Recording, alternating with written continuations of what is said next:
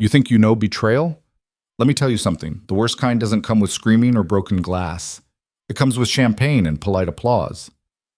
Scarlett Hale stood in a gilded ballroom, 30 seconds away from exposing the man everyone believed was her perfect match.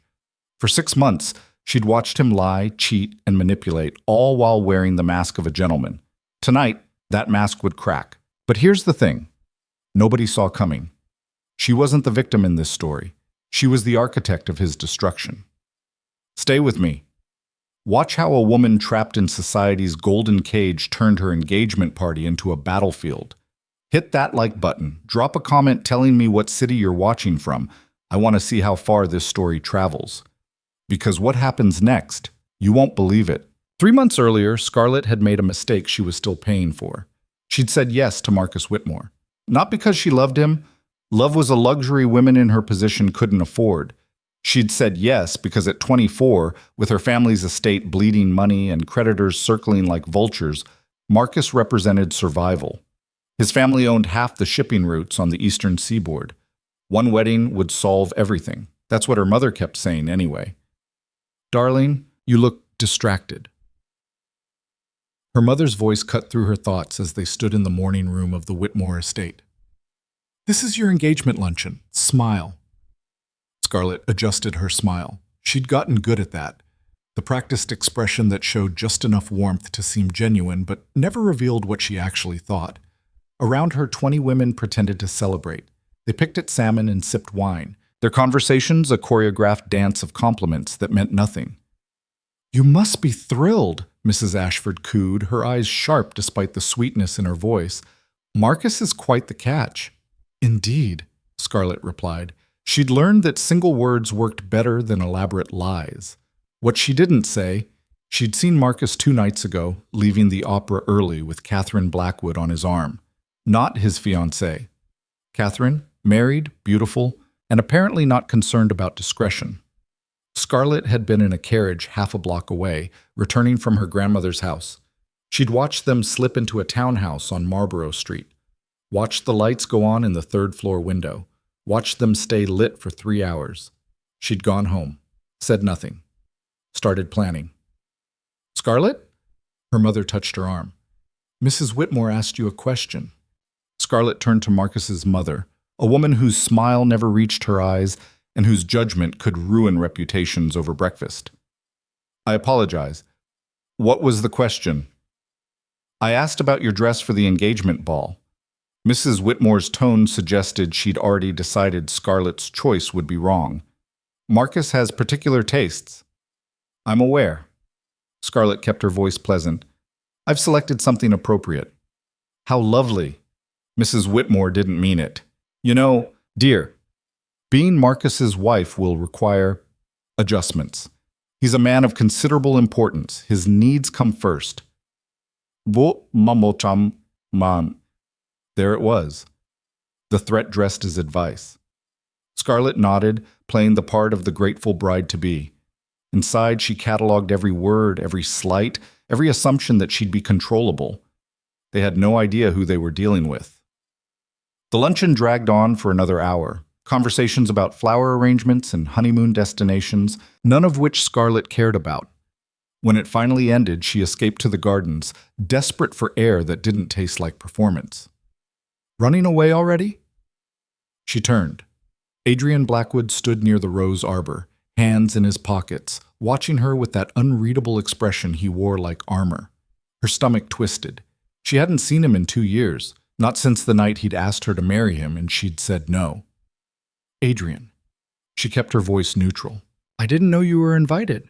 "I wasn't." He moved closer and she noticed how different he looked. Harder. Like he'd stopped pretending the world was anything other than brutal. "I came to see if the rumors were true." "Which rumors?" "That you'd actually agreed to marry Marcus Whitmore." His tone made it clear what he thought of that decision. Scarlett lifted her chin. "My choices are none of your concern." "No, they're not." He studied her face, and she had the uncomfortable feeling he could see past every defense she'd built. "But I remember a woman who once told me she'd rather die than live a lie. What happened to her?" The words hit harder than she wanted to admit. "People change," she said quietly. Circumstances change. Do they? Adrian's voice dropped. Or do we just get better at lying to ourselves?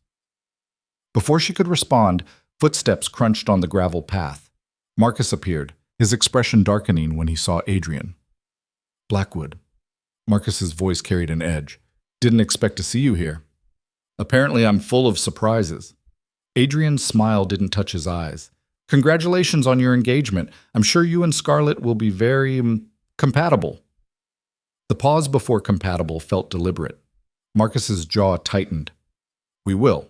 Scarlett knows what's expected of her. Does she? Adrian looked at Scarlett. I wonder. This conversation is over. Marcus stepped between them, his hand finding Scarlett's elbow, not gently. Scarlett, your mother is looking for you. She let him steer her away, but not before catching Adrian's expression. He wasn't looking at Marcus. He was looking at the grip on her arm, his eyes cold and calculating. As they walked back to the house, Marcus's fingers dug in harder. What were you talking to him about? His voice stayed low, but the anger underneath was clear. Nothing. He offered congratulations. Adrian Blackwood doesn't do anything without a reason. Marcus stopped, forcing her to face him. Stay away from him, Scarlett. I mean it. She met his eyes, the same eyes that had looked at Catherine Blackwood with desire 2 nights ago, and felt something inside her crystallize into certainty. This man thought he owned her already. Of course, she said. Whatever you think is best. He relaxed, satisfied. That's how easy it was to manipulate him. Just agree. And he stopped thinking. Good. He kissed her forehead, the gesture possessive rather than affectionate. I have business to attend to. I'll see you tonight at dinner. She nodded, watching him walk away. Then she went to find her maid, Eleanor, the one person she trusted. Eleanor had been with her family since Scarlett was 16. She was sharp, discreet, and had no illusions about how the world worked. I need you to do something, Scarlett said when they were alone in her room. Eleanor closed the door. What kind of something? I need to know everywhere Marcus goes, everyone he meets, everything he does when he thinks nobody's watching. Eleanor's expression didn't change. You suspect he's unfaithful. I know he is. Scarlett met her eyes. I need proof. And then what? That was the question, wasn't it? Scarlett thought about Adrian's words in the garden, about the woman she used to be, about the choice she had made 2 years ago when she'd turned down a proposal from a man who'd never pretended to be anything other than exactly what he was. Adrian had been honest, brutal, but honest. He'd told her that marrying him would mean stepping into a harder world, that he didn't do romance or pretty lies, that he'd expect her to be strong enough to stand beside him, not behind him. She'd said no because she'd been afraid, because her mother had convinced her that Adrian was too dangerous, too cold, too uncontrollable. So she'd chosen safety, chosen Marcus and his family's money and the illusion of security. Look where that had gotten her. Then, Scarlett said slowly, I'm going to make sure everyone knows exactly who Marcus Whitmore really is. Eleanor studied her for a long moment. Then she nodded. I'll start tonight. Over the next 3 weeks, Eleanor became Scarlett's eyes and ears. Marcus wasn't careful. Why would he be? He was a man of wealth and status. The rules didn't apply to him. Or so he thought. Eleanor reported back regularly. Catherine Blackwood wasn't the only one. There was also a dancer from the theater district, a widow Marcus had been helping with her finances, and at least 2 women whose names Eleanor hadn't learned yet. Scarlett absorbed each detail without emotion. She'd stopped being hurt. Hurt was useless. Anger, though, anger she could use. The engagement ball was scheduled for the end of the month. 600 guests. The event of the season. Marcus's family had spared no expense, turning it into a display of power and wealth designed to cement the Whitmore name at the top of society's hierarchy. And Scarlett was going to use it to destroy him. But she needed to be smart about it. A direct accusation would backfire. People would assume she was a jealous, hysterical woman making up stories. She needed Marcus to expose himself. That's when she remembered something her grandmother had once told her. Men like Marcus believe they're smarter than everyone else. That arrogance is their weakness. Give them enough rope, and they'll hang themselves. So Scarlett started laying traps. First, she began publicly praising Marcus's devotion. At every dinner party, every social gathering, she made sure to mention how attentive he was, how lucky she felt, how grateful she was for his faithfulness. People started repeating it. Marcus Whitmore, the devoted fiancé, the perfect gentleman. The higher she built that pedestal, the farther he'd fall. Second, she made herself indispensable to his social standing. She befriended the wives and daughters of his business associates. She charmed his investors. She became the woman everyone assumed would be the perfect political wife when Marcus inevitably ran for office. His family started depending on her connections. Third, and this was the riskiest part, she started being cold to him in private. Not angry, not accusatory, just distant. Is something wrong? Marcus asked one evening when she pulled away from his kiss. I'm tired, she said. That's all. You've been tired a lot lately. The wedding planning is exhausting. She gave him a small smile. I'll be fine.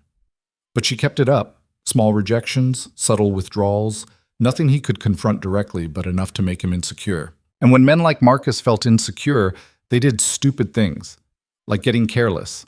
Eleanor came to her room one night, 3 days before the ball. He's bringing her, she said without preamble. Scarlett looked up from the guest list she'd been reviewing. Who? Catherine Blackwood. He invited her and her husband to the engagement ball. For a moment, Scarlett just stared. Then she started laughing, not from humor, but from the sheer audacity of it. He's bringing his mistress to our engagement party? Apparently, he thinks it's a display of power, that he can do whatever he wants and nobody will question him. Eleanor was right. That's exactly what Marcus thought. He'd grown so comfortable in his arrogance that he'd stopped seeing the danger. Perfect. Thank you, Eleanor. Scarlett's mind was already working through possibilities. I need you to deliver a message for me. To whom? Adrian Blackwood. Eleanor's eyebrows rose. Your fiancé specifically told you to stay away from him. I know. Scarlett met her eyes. That's why you're going to deliver it in person. No written note. Tell him I need to speak with him. Tomorrow. The old Harrington estate. Nobody uses it anymore. This is dangerous, Miss Scarlett. Everything worth doing is. The next afternoon, Scarlett told her mother she was visiting a sick friend and took a carriage to the abandoned Harrington estate on the edge of town. Adrian was already there, waiting in what used to be the library. Dust motes drifted through shafts of sunlight, and the room smelled like old leather and neglect. You came, she said. You asked. He turned to face her, and something in his expression made her heart skip. What do you want, Scarlett? She'd rehearsed this conversation in her head a dozen times, but now that he was here, the words felt inadequate. I made a mistake, she said finally. Which one? There have been several. The bluntness should have stung. Instead, it felt like relief, someone finally being honest with her. 2 years ago, when you asked me to marry you and I said no. Adrian's expression didn't change. That's not a mistake, that was a choice. A wrong choice. Maybe. He moved closer, and she could see the hardness in his eyes. The result of 2 years spent building walls. But you can't undo it now. You're engaged to Marcus Whitmore. You made that choice too. I can break the engagement and destroy your family's finances, ruin your reputation. Society doesn't forgive women who back out of engagements, Scarlett. You know that. What if he breaks it? She asked quietly. Adrian went still. Explain. So she did. She told him about Marcus's affairs, about her plan to expose him publicly, about how she'd been building toward the engagement ball for weeks. When she finished, Adrian was quiet for a long time. That's ruthless, he said finally. I learned from the best. A ghost of a smile crossed his face. You're going to burn your entire world down. Only the parts that deserve it. She stepped closer. But I need to know something first. 2 years ago, you said you wanted a partner, not a wife who'd just smile and follow orders. Did you mean it? Every word. Then I'm asking you now, will you still have me? After the scandal? After everyone sees what I'm really capable of? Adrian studied her face, and she saw the exact moment he made his decision. You're not the same woman who turned me down, he said. No. I'm not. Good. He reached out, his fingers brushing her jaw, not possessive like Marcus, but deliberate. Because that woman would never have survived what's coming next. Is that a yes? That's a warning. His thumb traced her cheekbone. If you do this, if you walk away from Marcus and everything your family expects, there's no going back. Society will tear you apart. Your mother will disown you. You'll lose everything except what you can build yourself. I know. And you're willing to accept that. She thought about the last 3 months, about watching Marcus lie and cheat and assume she was too weak or too stupid to notice, about the suffocating weight of playing a role that had nothing to do with who she actually was. Yes, she said, I'm willing. Adrian's eyes darkened. Then he kissed her, not gently, but like he was claiming something that had always been his. When he pulled back, she was breathless. 3 days, he said. That's when the ball is? She nodded. Then we have 3 days to make sure Marcus destroys himself so thoroughly that nobody will blame you for walking away. Adrian's smile was sharp. Let me help. Why? Because 2 years ago, I asked you to choose me, and you said no. Now you're asking me to choose you. He stepped back, his expression unreadable again. I want to see if you're strong enough to deserve it. The words should have offended her. Instead, they felt like a challenge. I am, she said. Prove it. They spent the next hour planning.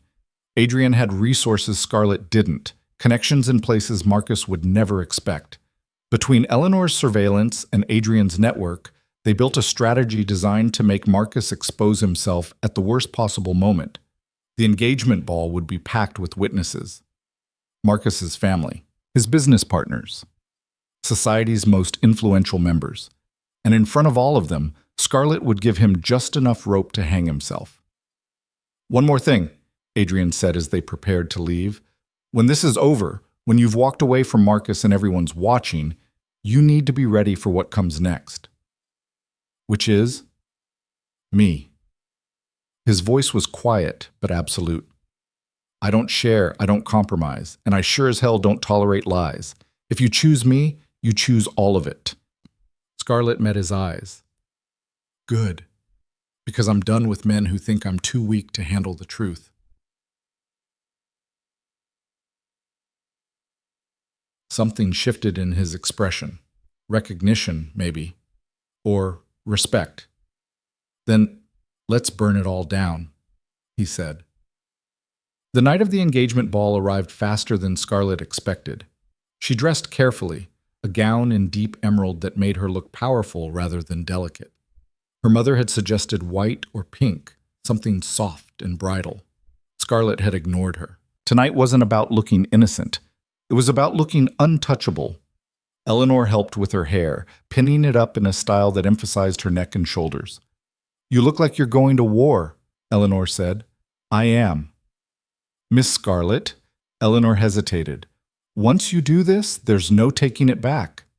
I know. Your mother will never forgive you. I know that too. Eleanor met her eyes in the mirror. Are you sure he's worth it, Mr. Blackwood? Scarlett thought about Adrian's brutal honesty, about the way he'd looked at her in the library, not like she was fragile, but like she was dangerous.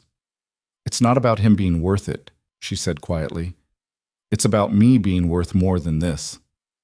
Eleanor nodded. Then she handed Scarlett a small envelope. Mr. Blackwood sent this an hour ago.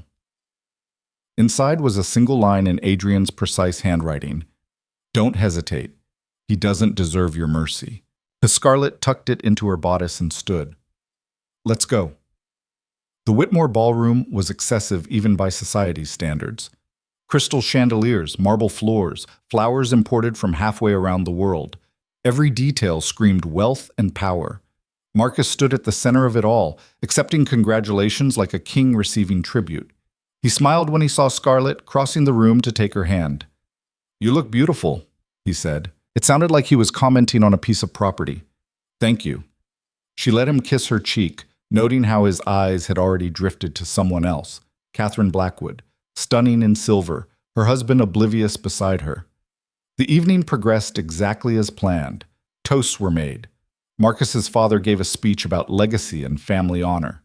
Scarlett smiled at all the right moments. And then, 2 hours in, Marcus made his move. He found her near the terrace doors and pulled her aside, his expression tight. "We need to talk," he said. "About what?" "About this engagement." He glanced around, making sure nobody was listening. "I've been thinking. Maybe we rushed into this." Scarlett's heart started racing, but she kept her face calm. "What are you saying?" "I'm saying maybe we should wait, postpone the wedding." "Why?" He shifted, uncomfortable. "You've been distant lately, cold. I'm starting to think you're not actually committed to this." There it was. He was trying to make it her fault, trying to frame breaking the engagement as her failure. She'd expected this. Adrian had warned her Marcus would try to control the narrative. "You think I'm not committed?" She let her voice rise slightly, just enough for people nearby to glance over. Marcus's eyes widened. "Keep your voice down. Why?" She stepped back, making sure they had an audience now. Several guests had stopped their conversations, watching. "You just accused me of not being committed to our engagement. I think people should hear your reasoning." "Scarlett, tell them, Marcus." Her voice stayed steady, but it carried across the room now. People were turning, sensing drama. "Tell everyone why you think I'm not committed. Is it because I don't ignore your affairs? Because I'm not blind to the fact that you've been sleeping with Catherine Blackwood?" The room went dead silent. Marcus's face drained of color. You're being hysterical." "Am I?" Scarlett looked at Catherine, who'd frozen near the champagne fountain. "Mrs. Blackwood, would you like to confirm, or should we ask about the townhouse on Marlborough Street, the one where you and my fiancé spend every Thursday evening?" Catherine's husband turned to stare at his wife, confusion morphing into fury. "This is insane," Marcus tried. "You can't possibly believe I have dates, times, witnesses." Scarlett's voice cut through his attempts to deflect. "I have the receipts from the jewelry you bought her, the hotel records from your trip to Newport. Should I continue?"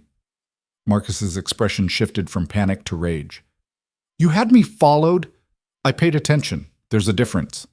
He grabbed her arm, hard enough to hurt. "You vindictive. Let go of her." Adrian's voice came from behind them, cold and absolute. Marcus whirled around, and Scarlett saw the moment he realized how badly he'd miscalculated. Adrian stood there in perfect formal wear, his expression promising violence if Marcus didn't comply. "This is between me and my fiancée," Marcus said, but his grip loosened. "No." Adrian moved closer. "It's between you and everyone in this room who just watched you confirm everything she accused you of." Marcus looked around desperately. His parents stood near the orchestra, their faces tight with fury. Not at him yet, but at the scandal. His business partners were already whispering. Catherine's husband was demanding explanations. The perfect facade he'd spent years building was cracking in real time. "You planned this," Marcus breathed, staring at Scarlett. "You set me up." "No." Scarlett pulled her arm free. "I just stopped pretending I didn't notice who you really are." She reached up and removed the engagement ring, an ostentatious diamond that had always felt like a shackle, and placed it in his palm. "Consider our engagement ended," she said clearly. "Not because I'm weak or hysterical or any other excuse you'll try to use, but because I deserve better than a man who thinks faithfulness is optional." Then she turned and walked toward the exit, her head high. Behind her, the ballroom erupted in chaos. Adrian fell into step beside her. He didn't touch her, didn't speak, just walked with her through the crowd that parted like water. They made it outside before Scarlett's hands started shaking. "Keep walking," Adrian said quietly. "Don't let them see you break." She didn't. She walked down the front steps to where Adrian's carriage waited, climbed inside, and didn't look back at the Whitmore mansion or the life she'd just burned to ash. Only when the carriage started moving did she let out a breath. "Well," she said, "that's done." Adrian sat across from her, watching her face. "How do you feel?" She considered the question. "Terrified, exhilarated, free." "Good." He leaned forward. "Because tomorrow every newspaper in the city is going to print some version of what just happened.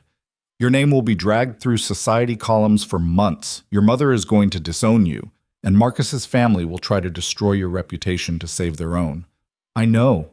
And you're still sure? Scarlett thought about the woman she'd been 3 months ago, afraid, controlled, playing a role that suffocated her. Then she thought about the woman she'd become, someone who'd walked into a ballroom and dismantled a man's entire world with nothing but truth and timing. Yes, she said. I'm sure. Adrian studied her for another moment. Then he moved to sit beside her, his hand finding hers in the darkness. Then we start tomorrow, he said, building something that can't be broken by gossip or scandal or people who think you should have stayed quiet. Together.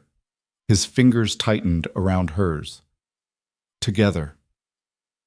The carriage rolled through the dark streets, carrying them away from the wreckage of her old life and towards something uncertain and dangerous and entirely her own choice.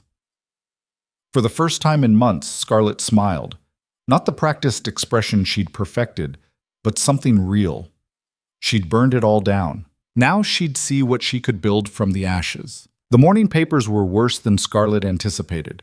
She sat in Adrian's townhouse library, a room all dark wood and leather that smelled like tobacco and old books, while Eleanor read the headlines aloud. Heiress humiliates fiancé in public scandal. Whitmore engagement ends in spectacular fashion. Society beauty accuses prominent heir of infidelity. Eleanor's voice remained flat, clinical. The Evening Post is calling you calculating and vengeful. The Morning Tribune suggests you orchestrated the entire thing for attention. Of course they do. Scarlett stared at her untouched tea. A woman couldn't possibly have legitimate grievances. We're all just hysterical. Adrian entered carrying more newspapers, his expression grim. It gets worse. Marcus's mother gave an interview claiming you were mentally unstable, that you'd been making unfounded accusations for weeks. Let me guess, she's the victim now. Poor Mrs. Whitmore, forced to deal with her son's deranged ex-fiancé. Something like that. He dropped the papers on his desk. Your mother sent a letter. Scarlett's stomach tightened. Already? She's disowning you, effective immediately. Says you've brought shame to the family name and she can no longer claim you as her daughter. The word should have hurt more. Instead, Scarlett felt oddly numb, like she was reading about someone else's tragedy. Well, she said quietly, at least she's consistent. Adrian moved to sit across from her, his eyes searching her face. Are you all right? No. The honesty surprised her. But I will be. Eleanor cleared her throat. There's something else. The Ashfords canceled their dinner invitation. So did the Montgomerys and the Harrisons. Apparently, you're no longer considered suitable company. How fast the mighty fall. Scarlett finally picked up her tea, though it had gone cold. What about Catherine Blackwood? What's she saying? Her husband filed for divorce this morning. She's claiming you fabricated evidence to destroy her marriage out of jealousy. Eleanor's expression darkened. She's retained lawyers. Let her. Scarlett set down the cup. I have receipts. Witnesses, hotel staff who saw them together. She can threaten all she wants. Adrian leaned back, studying her. You're handling this better than I expected. What did you expect? Tears? Hysterics? Most women in your position would be devastated. I'm not most women. She met his eyes. You said as much yourself. A slight smile crossed his face, the first real one she'd seen from him. No, you're not. The moment broke when someone knocked on the library door. Adrian's butler entered, looking uncomfortable. Sir, there's a gentleman here to see Miss Hale, a Mr. Theodore Hale. He claims to be her uncle. Scarlett froze. Uncle Theodore is here? Apparently. The butler hesitated. He's quite insistent. Adrian raised an eyebrow. I didn't know you had an uncle. I don't. Not really. Scarlett stood, her mind racing. He's my father's brother, but they hadn't spoken in years. Not since Uncle Theodore left for Boston after some scandal I was never told about. Should I send him away? The butler asked. Scarlett considered it. Then curiosity won. No, show him in. Theodore Hale was nothing like Scarlett's father had been. Where her father had been refined and cautious, Theodore was rough-edged and direct. He entered the library in a well-worn coat, his gray hair pulled back carelessly, and his eyes, sharp and intelligent, immediately found Scarlett. "So you're Richard's girl." His voice was gravelly. "You look like your grandmother." "Uncle Theodore?" Scarlett kept her tone neutral. "This is unexpected." "I imagine it is." He glanced at Adrian. "Blackwood, isn't it? I've heard about you." "Nothing good, I'm sure." Adrian's posture remained relaxed, but Scarlett recognized the tension underneath. "On the contrary, you've got a reputation for being honest, which in this city is practically unheard of." Theodore turned back to Scarlett. "I came because I saw the papers. Figured you might need someone in your corner who isn't afraid of scandal." "Why would you care? You haven't spoken to our family in over a decade. Because your mother is a social climbing viper, and your father was too weak to stand up to her." Theodore's bluntness was almost refreshing. "I left because I got tired of watching them suffocate anything with a backbone. But you," he gestured at her, "you just told the entire city to go to hell. That takes guts." Scarlett wasn't sure what to say to that. Eleanor coughed delicately. "Perhaps I should give you privacy?" "Stay." Scarlett wanted witnesses for this conversation. "Uncle Theodore, what do you want?" "To help." He pulled out a chair without being invited and sat. "You burned your bridges last night. Fine. But you can't survive on principle alone. You need money, connections, and a place to stay that isn't your new lover's townhouse. No offense, Blackwood. None taken." "I'm not his lover," Scarlett said automatically. Theodore's look suggested he didn't believe her. "Doesn't matter, point is, society will assume you are, which means your reputation is already compromised. Might as well use it strategically." Adrian leaned forward. "What are you proposing?" "I own property in Boston. Buildings, investments, a shipping concern that's doing quite well despite everyone predicting I'd fail." Theodore looked at Scarlett. "I'm offering you a job." "A job?"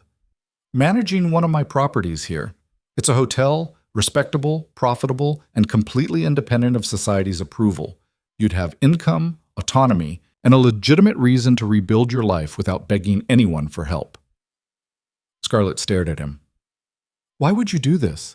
"Because I like watching people prove everyone wrong, and because your mother disowning you is the best news I've heard in years." His smile was sharp. "Besides, you've got Hale blood. We're stubborn, vindictive, and excellent at making money. Might as well put it to use. I don't know anything about running a hotel. You know how to manage people, keep books, and maintain appearances. That's 90% of the job." Theodore stood. "Think about it. The offer stands for 48 hours. After that, I'm going back to Boston, and you're on your own." He headed for the door, then paused. "One more thing. That Whitmore boy, he's scrambling to save face. Word is his father's threatening to cut him off unless he fixes this mess. Don't be surprised if he tries something desperate." After Theodore left, the library fell silent. "Well," Adrian said finally, "that was unexpected." "He's right, though." Scarlett moved to the window, watching her uncle's carriage disappear down the street. "I can't just stay here indefinitely. People are already talking." "Let them talk." "Easy for you to say. You're a man. Scandal makes you interesting. For women, it makes us unemployable." Adrian crossed the room to stand beside her. "Is that what you want? A job managing a hotel?" "I don't know what I want." The admission felt dangerous. 2 days ago, I was engaged to be married. My entire future was planned out. Now I'm... She gestured helplessly. "I'm nothing." "You're free," Adrian said quietly. "There's a difference. Freedom doesn't pay bills." "No, but it gives you choices." His hand found hers. "Your uncle's offer is legitimate. I can verify his businesses if you want. But Scarlett, you don't have to decide anything right now." "Don't I?" She turned to face him. "You said it yourself. Society is going to destroy me for what I did. The longer I wait, the worse it gets. Then fight back." "How?" Adrian's expression turned calculating. "By doing exactly what they don't expect. Don't hide. Don't apologize. Show them you're not afraid." I am afraid. Good. Fear keeps you sharp. He moved closer, his voice dropping. But don't let it control you. You walked into that ballroom and dismantled Marcus Whitmore without raising your voice. You can handle whatever comes next. Scarlett wanted to believe him. But the weight of what she'd done, the bridges burned, the future uncertain, felt crushing. What if I can't? The question came out smaller than she intended. Adrian's hand came up to cup her face, forcing her to meet his eyes. Then you fake it until you can. That's what strength is, Scarlett. Not fearlessness, just refusing to let fear win. Before she could respond, Eleanor burst back into the room, her face pale. We have a problem. Adrian dropped his hand immediately. What kind of problem? Marcus is outside with his father and 3 constables. They're demanding entry. Scarlett's heart lurched. Why would they bring constables? I don't know, but it can't be good. Eleanor's hands twisted in her apron. Mr. Blackwood, they're threatening to break down the door. Adrian's expression went cold.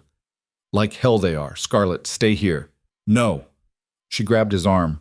Whatever this is, I'm facing it. Scarlett? No. Her voice firmed. I'm done hiding. They descended the stairs together, Adrian leading.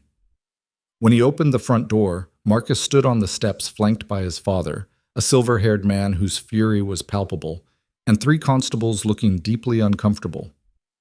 Blackwood. Marcus's father's voice dripped contempt. We're here for Scarlett Hale. Miss Hale is a guest in my home, Adrian said coldly. State your business or leave. Our business is theft. Marcus stepped forward, and Scarlett noticed the satisfaction in his eyes. Scarlett stole jewelry from my mother. Family heirlooms worth over $10,000. We have witnesses. The accusation hit like a physical blow. That's a lie, Scarlett said immediately. I never. My mother's diamond bracelet went missing the day after the engagement luncheon. Marcus pulled out a small velvet box. This bracelet, which was found in your belongings at the Hale estate this morning. She mustn't say skunts. How would you have access to my belongings? Your mother granted us entry. She was horrified to discover what you'd done. Of course. Her mother had let them search her room, plant evidence, frame her for a crime she didn't commit. Adrian's voice cut through her shock. This is absurd. Miss Hale has no need to steal jewelry. Doesn't she? Marcus's father stepped forward.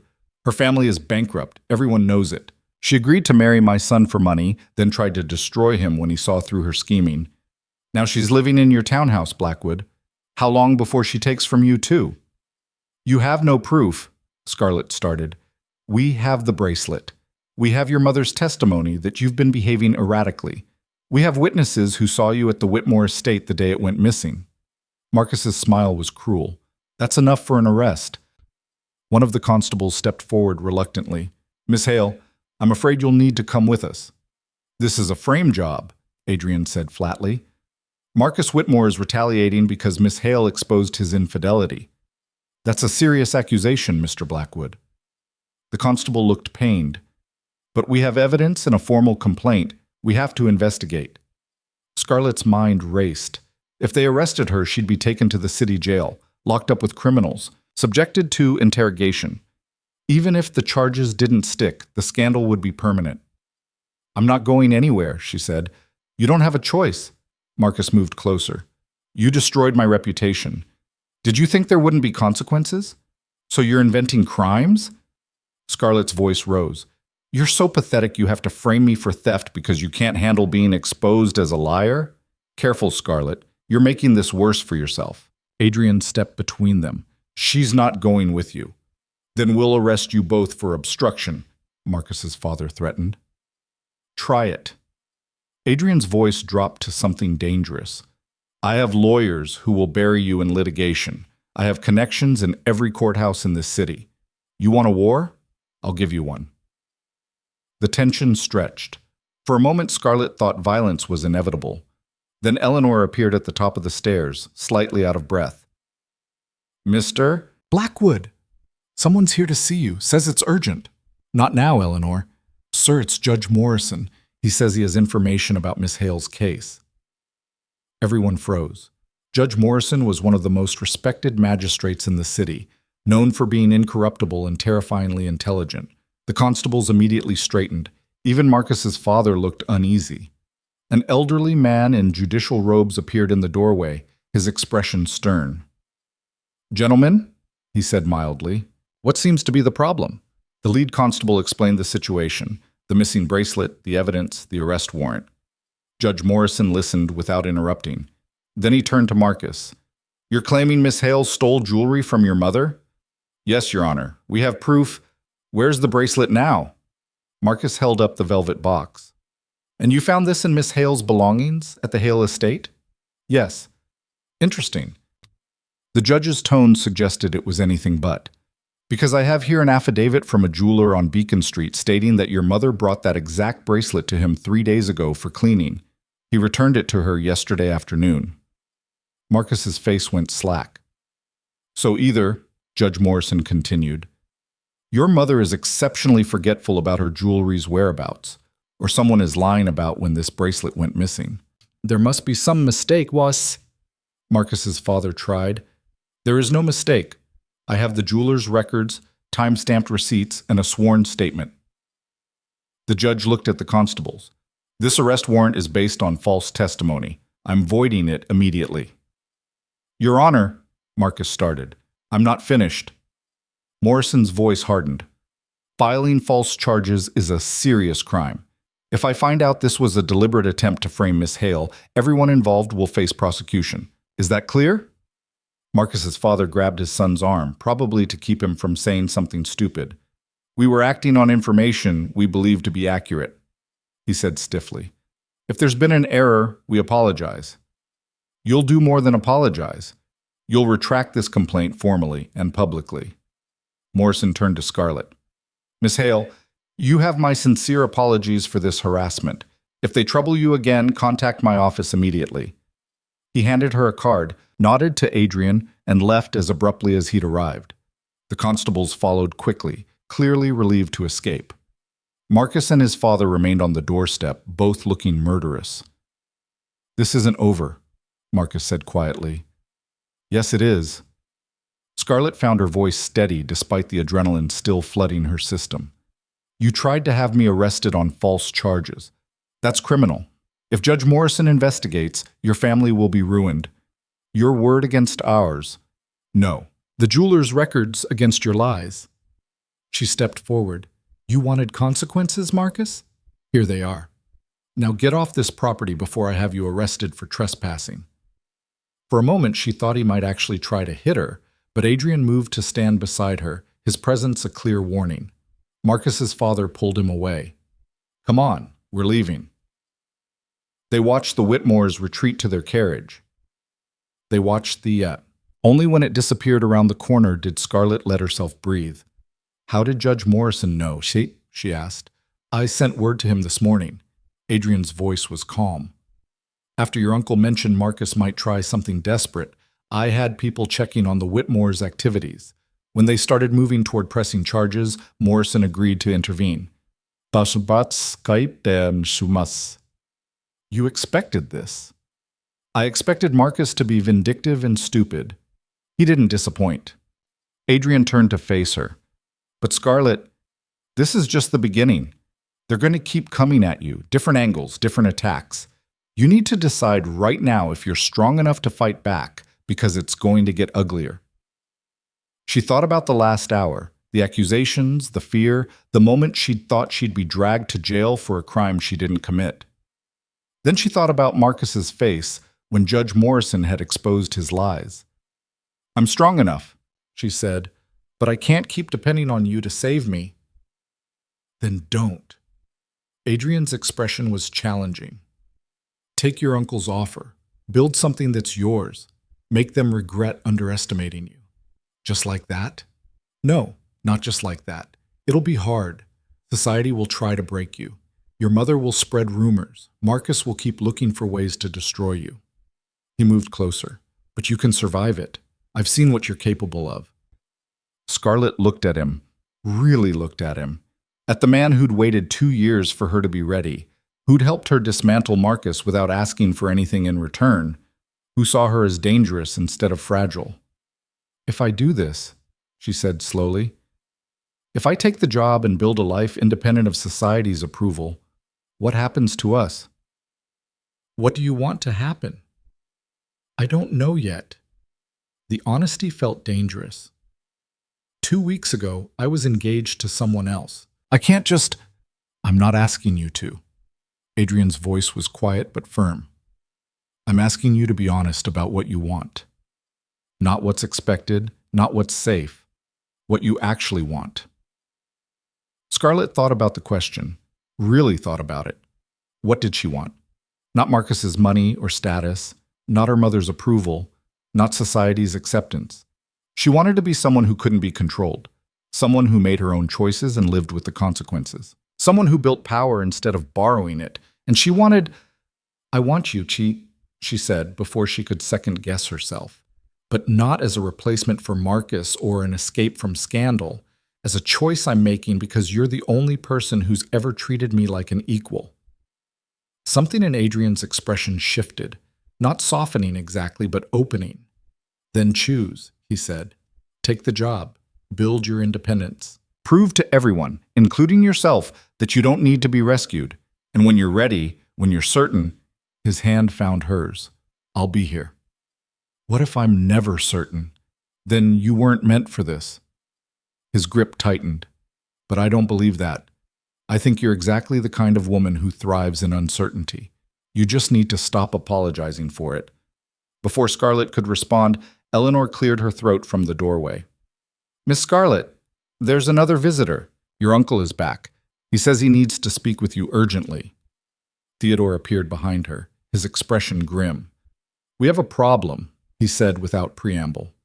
"The Whitmores are calling in debts. Every creditor your family owes money to received visits this morning. They're demanding immediate payment." Scarlett's stomach dropped.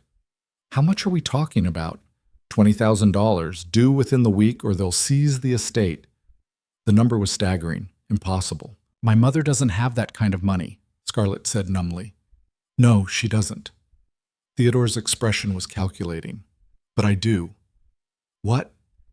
"I'll pay the debts, clear the family name. In exchange, you sign over your share of the estate to me and take the job in Boston." "Why would you do that?" "Because watching your mother lose everything is worth $20,000. Theodore's smile was cold. "And because you're a Hale. We take care of our own, even when they don't deserve it." Scarlett looked at Adrian, who nodded slightly. This was it, the choice that would determine everything else. She could stay in the city, fight the Whitmores, spend years rebuilding a reputation that might never recover. Or she could leave, start fresh, and become someone entirely new. "I'll need to speak with my mother first," she said. "No." Theodore shook his head. "She made her choice when she let them search your room and plant evidence. You owe her nothing." He was right. Her mother had chosen society over her daughter, had chosen scandal, avoidance over truth. There was nothing left to salvage there. "Fine," Scarlett said. "I'll take the job. I'll sign over the estate. But on one condition, you make sure everyone knows exactly why the debts were called in. I want the whole city to know the Whitmores tried to financially destroy my family out of spite." Theodore's grin was sharp. "Now you're thinking like a Hale. Deal." He extended his hand.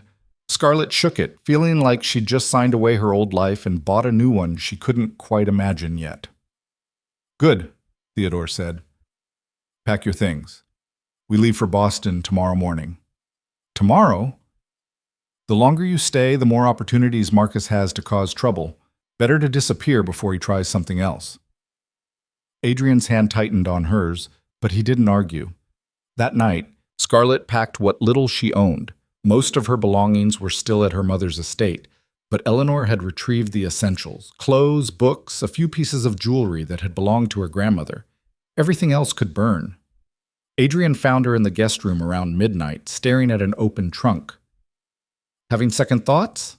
he asked. 1,000 of them. She didn't look at him. "But I'm going anyway." "Boston isn't that far. 3 hours by train. It might as well be another country." She finally turned. Everything I know is here. Everyone I... She stopped. Everyone you what? Everyone I care about. The admission hurt. I'm leaving you. Again. No. Adrian crossed the room.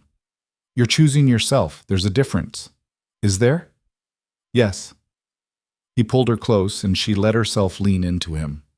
2 years ago, you left because you were afraid. This time, you're leaving because you're brave enough to build something new.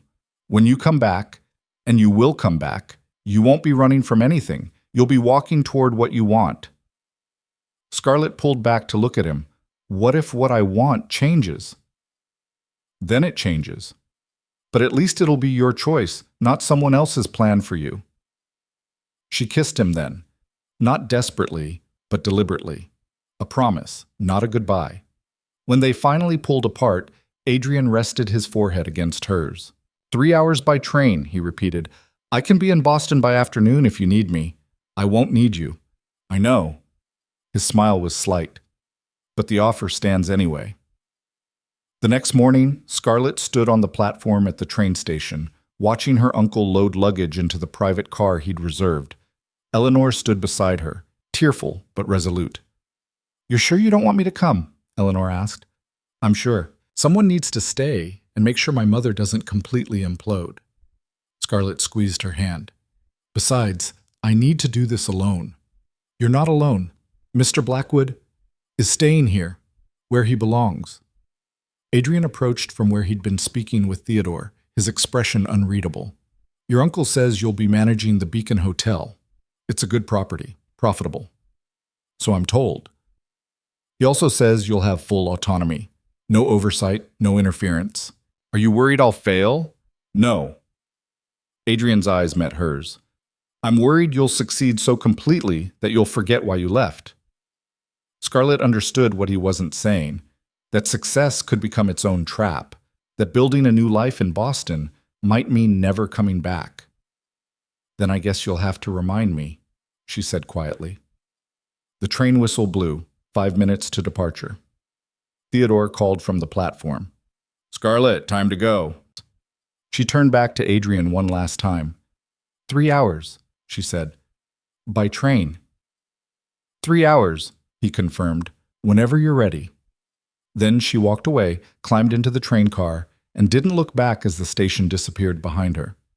Through the window, she watched the city shrink. All those buildings full of people who'd judged her, rejected her, tried to break her. She'd survived them all. Now she'd see what she could become without them. The train picked up speed, carrying her toward Boston and whatever came next. Beside her, Theodore was already reviewing contracts and ledgers, explaining the hotel business with the assumption that she'd master it quickly. Scarlett listened, absorbing details about occupancy rates and staff management and revenue projections. But part of her mind stayed in the city she was leaving behind, on the man who'd let her go without asking her to stay, on the choice she'd made to save herself instead of waiting to be saved. You all right? Theodore asked, glancing up from his papers. Ask me again in 6 months, Scarlett said. He laughed, a rough, approving sound. Fair enough. Outside, the landscape shifted from urban to rural, buildings giving way to fields and forests. Scarlett watched it all pass, feeling the weight of the past few weeks settle into something manageable. Not easy, not painless, but bearable. She'd walked into a ballroom and destroyed the life everyone expected her to live. Now she'd see what life she could build in its place. The train rolled on through the morning light, carrying her toward uncertainty and possibility in equal measure. And for the first time in years, Scarlett Hale felt like she was finally moving in the right direction. Boston hit her like a slap of cold water. The Beacon Hotel stood in the commercial district, 5 stories of red brick and iron railings, respectable but not elegant. Nothing like the gilded establishment Scarlett had frequented back home. The lobby smelled like polish and coal smoke, and the desk clerk eyed her with barely concealed skepticism when Theodore introduced her as the new manager. This is Miss Hale, Theodore said, ignoring the clerk's expression. She'll be running operations effective immediately. The clerk, a thin man named Warren with spectacles that kept sliding down his nose, looked between them. Sir, with all respect, we already have a manager. Mr. Donnelly's been here for 15 years. Mr. Donnelly was stealing from me for 10 of them. Theodore's voice went flat. He's been terminated. Miss Hale is his replacement. Warren's mouth opened, closed. I see. No, you don't. Theodore pulled out a ledger. But you will. Show Miss Hale the books. All of them. If I find out you've hidden anything, you'll join Donnelly on the street. Clear? Yes, sir. Theodore turned to Scarlett. You have 3 days to familiarize yourself with operations. After that, I'm going back to my other properties, and you're on your own.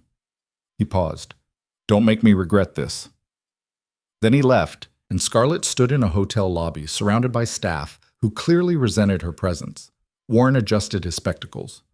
Miss Hale, perhaps we should start with a tour. Perhaps we should start with why you didn't notice your previous manager was embezzling. Scarlett kept her voice pleasant. Unless you did notice, and decided not to mention it.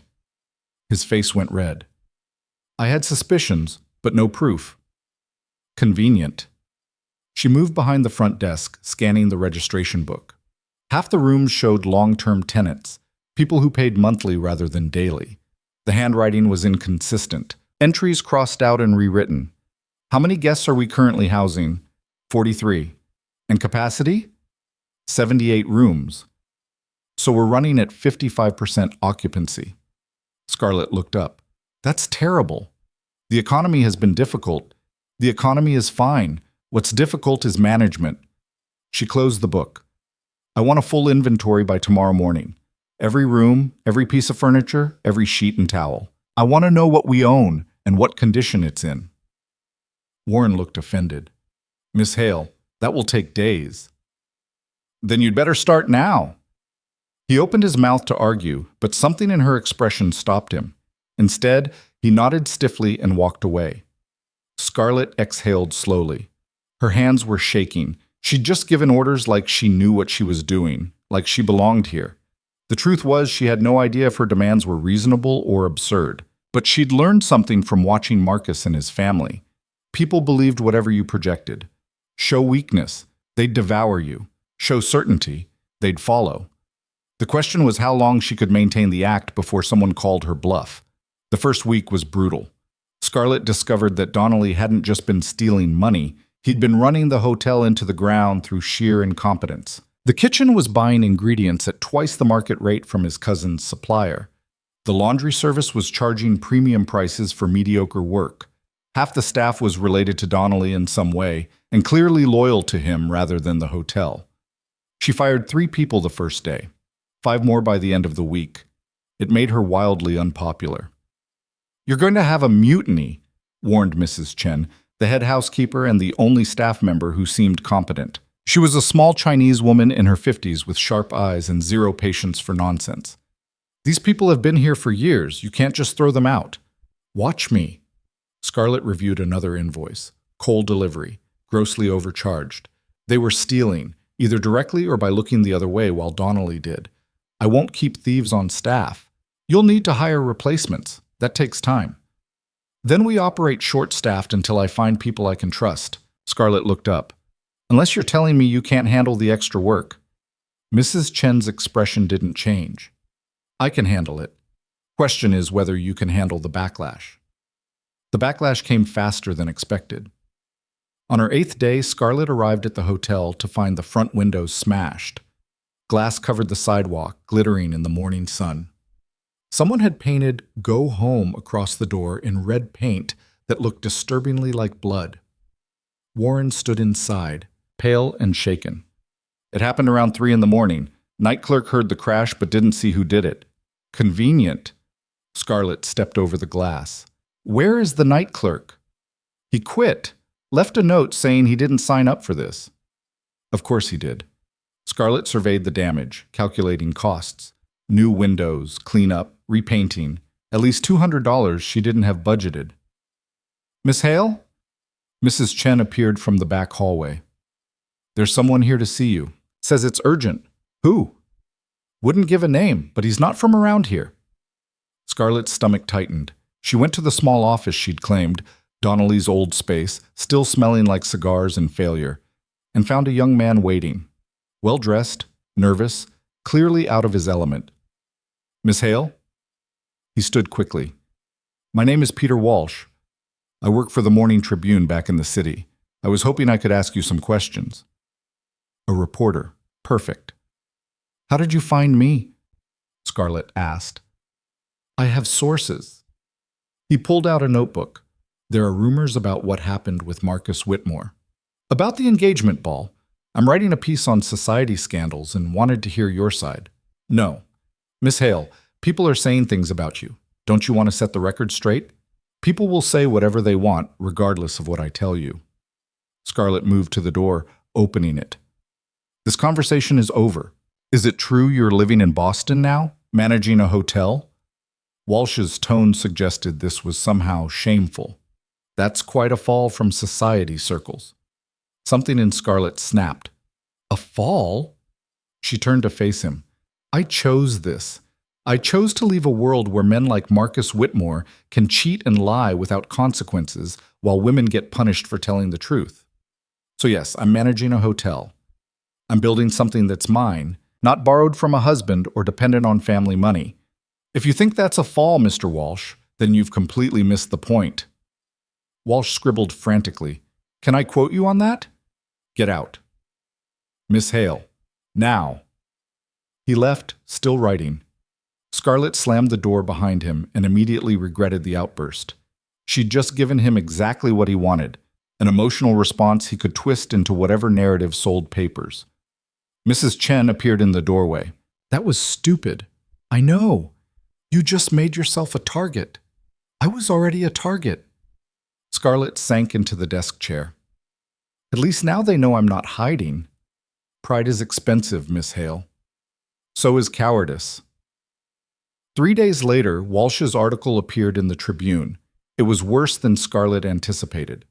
The headline read, "Disgraced Heiress Defends Scandalous Behavior from Boston Hotel." The piece portrayed her as bitter, delusional, and desperately trying to justify ruining Marcus Whitmore's reputation.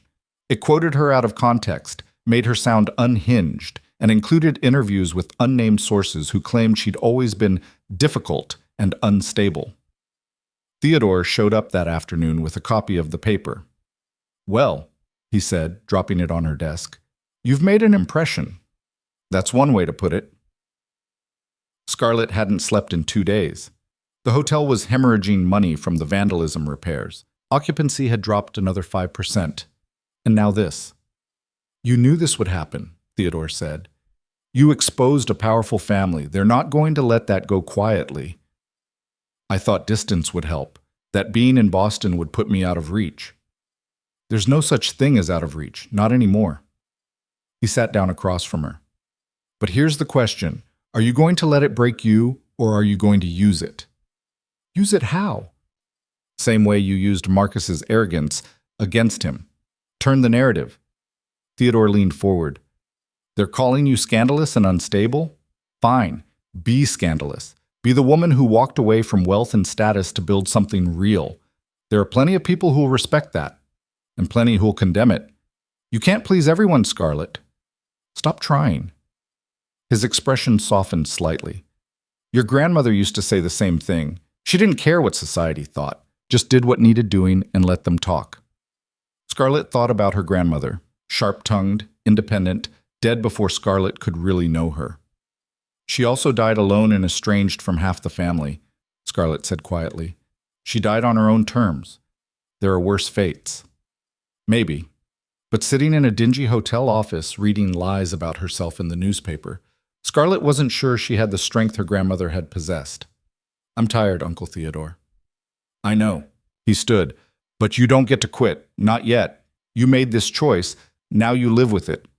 After he left, Scarlett sat alone in the failing light, wondering if she'd made a catastrophic mistake. Then someone knocked on the door. "What?" she called, not bothering to hide her irritation. Mrs. Chen entered, followed by a woman Scarlett didn't recognize, middle-aged, well-dressed, with intelligent eyes and a bearing that suggested she was used to being listened to. "Miss Hale, this is Mrs. Victoria Sterling," Mrs. Chen said. "She owns the Sterling Manufacturing Company. She'd like to speak with you." Scarlett stood automatically. Mrs. Sterling, I apologize. I wasn't expecting visitors. I don't make appointments. Victoria Sterling's voice was crisp, upper-class Boston. I read about you in this morning's Tribune. Thought I'd come see for myself if you're as unstable as they claim. And? You seem perfectly sane, exhausted, but sane. Sterling looked around the shabby office. I'm here with a business proposition. I'm listening. My company is hosting a conference next month. Engineers, investors, buyers. We need lodging for approximately 60 people over 4 days. The Continental was our first choice, but they've raised their rates to something obscene. Sterling's eyes met Scarlett's. I'm willing to book the entire hotel if you can guarantee quality service and competitive pricing. Scarlett's mind raced. 60 people, 4 days. That would fill the hotel completely and provide desperately needed revenue. But it was also a massive risk. If she failed to deliver, her reputation would be destroyed beyond recovery. May I ask why you'd trust a hotel managed by someone the newspapers are calling unstable? Scarlett asked. Sterling's smile was thin. Because 15 years ago, I left my husband, a prominent banker who was gambling away our fortune and beating me when I questioned him. Society said I was hysterical, that I'd ruined a good man's name, that I should have stayed quiet and grateful. She paused. Then I took my inheritance, started a manufacturing company, and made more money than he ever dreamed of. So when I read about a woman who exposed a cheating fiancé and refused to apologize for it, I thought, that's someone who gets things done. Scarlett felt something shift in her chest. I'll need to review costs and staffing before I can commit to pricing. You have 24 hours. After that, I'm going to the Continental and paying their ridiculous rates. Sterling handed her a card. Don't disappoint me, Miss Hale. I'm betting on you. After she left, Mrs. Chen raised an eyebrow. That's either your salvation or your funeral. Probably both. Scarlett grabbed paper and started calculating. I need to know exactly how much staff we'd need to hire temporarily, and I need to find suppliers who won't gouge us on food and linens. That's a lot to accomplish in 24 hours. Then we'd better start now. They worked through the night. Scarlett sent messages to every supplier Theodore had recommended, negotiating prices and delivery schedules. Mrs. Chen pulled together a list of former staff who'd been reliable before Donnelly's corruption. People who might be willing to come back for temporary work. By dawn, Scarlett had a proposal. Full board for 60 guests at 30% below the Continental's rates, guaranteed quality service, and exclusive use of the hotel's dining room for business meetings. She sent it to Mrs. Sterling by messenger at 8 in the morning. The response came back at noon. Acceptable. Contract to follow. Don't screw this up. V.S. Warren looked at the contract like it might explode. Miss Hale, this is insane. We don't have the staff to handle this volume. We will. Scarlett was already drafting advertisements for temporary positions. Post these at every employment office in the city. I want interviews starting tomorrow. And if we can't find enough qualified people, then we train them, fast. Over the next 2 weeks, Scarlett hired 12 people, former hotel workers, restaurant staff, anyone with relevant experience and a willingness to work hard. She personally interviewed each candidate looking for the same thing, people who needed this job as badly as she needed them to succeed. Most of them were women. Widows, divorcees, women society had discarded for one reason or another. Scarlett hired them anyway. You're building a hotel full of outcasts, Mrs. Chen observed. Good. They'll work twice as hard to prove everyone wrong. Training was chaotic. Scarlett had 3 weeks to turn a mediocre hotel into something capable of impressing 60 business professionals. She worked 16-hour days, overseeing everything from bed-making techniques to proper table service. At night, she collapsed in the small apartment above the hotel. 2 rooms that smelled like dust and had terrible heating, too exhausted to think about anything except the massive gamble she'd taken. 2 weeks before the conference, a letter arrived. Scarlett recognized Adrian's handwriting immediately. Her hands shook as she opened it. The message was brief. Heard about the Sterling contract. Well played. Marcus is furious. Apparently his father tried to get Sterling to cancel and she told him to go to hell. Thought you'd enjoy knowing that. The city hasn't forgotten you. Neither have I. Scarlett read it 3 times, trying to decode meaning from sparse words. Was it encouragement? A reminder that he was still there? Or just information? She wanted to write back. Wanted to tell him about the broken windows and the newspaper article and the terrifying exhilaration of building something from nothing. Instead, she tucked the letter in her desk drawer and went back to work. The night before the conference, Scarlett inspected every room personally. Fresh linens, clean windows, furniture polished until it gleamed. The hotel wouldn't win any elegance awards, but it was spotless and functional. Mrs. Chen found her in the hallway at midnight, still checking details. "You need to sleep," Mrs. Chen said. "You look terrible." "I look tired. There's a difference." "Is there?" Mrs. Chen's expression was unusually gentle. "Miss Hale, you've done everything you can. Either it works tomorrow or it doesn't. Exhausting yourself won't change that." "I can't fail." The words came out raw. "If this goes wrong, I lose everything. The hotel, my credibility, any chance of proving I was right to leave." "You were right to leave regardless of what happens here." Mrs. Chen touched her arm briefly. "But you're not going to fail. The staff is ready. The rooms are ready. You're ready. Now go to bed before you collapse." Scarlett wanted to argue, but her body was screaming for rest. She nodded and stumbled upstairs, falling asleep still dressed. The next morning, chaos descended. 60 engineers and business people arrived in waves, each with specific demands and expectations. Scarlett stationed herself in the lobby, directing staff, solving problems, projecting a confidence she absolutely did not feel. By noon, 3 crises had erupted. The kitchen ran out of coffee, a water pipe burst in the second-floor bathroom, and 2 guests got into a screaming match over a misplaced prototype. Scarlett handled each one with gritted teeth and forced calm. The coffee got replaced within an hour. She hired a plumber who fixed the pipe while she personally apologized to the affected guests and moved them to better rooms. As for the fighting businessmen, she separated them, threatened to call the police if they disturbed other guests again, and had Mrs. Chen deliver complimentary brandy to smooth things over. By evening, things had stabilized. The dining room buzzed with conversation and deal-making. Guests seemed satisfied. Mrs. Sterling herself appeared in the lobby, surveying operations.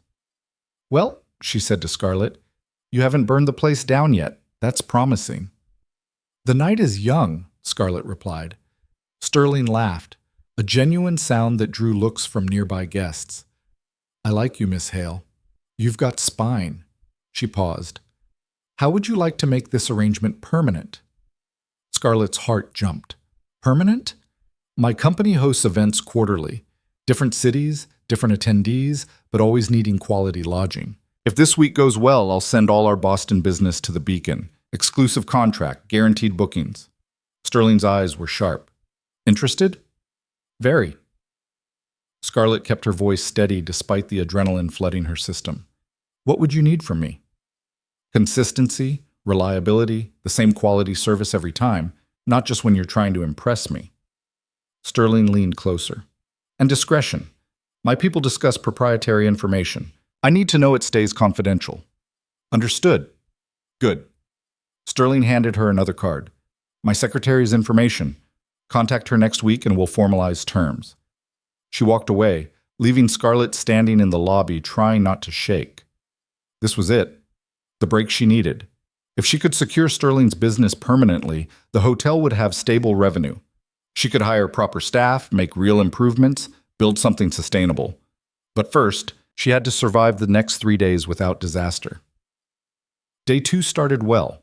Guests seemed comfortable, meetings ran smoothly, and the kitchen managed breakfast service without major incidents. Then, mid-afternoon, Warren found Scarlett in the office. "Miss Hale, we have a problem."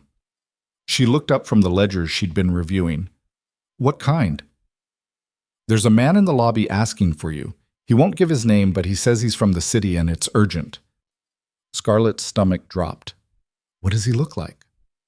"Expensive suit, arrogant, keeps mentioning that he knows you personally." "Marcus."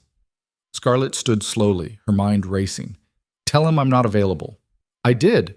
He says he'll wait, and Miss Hale—" Warren hesitated.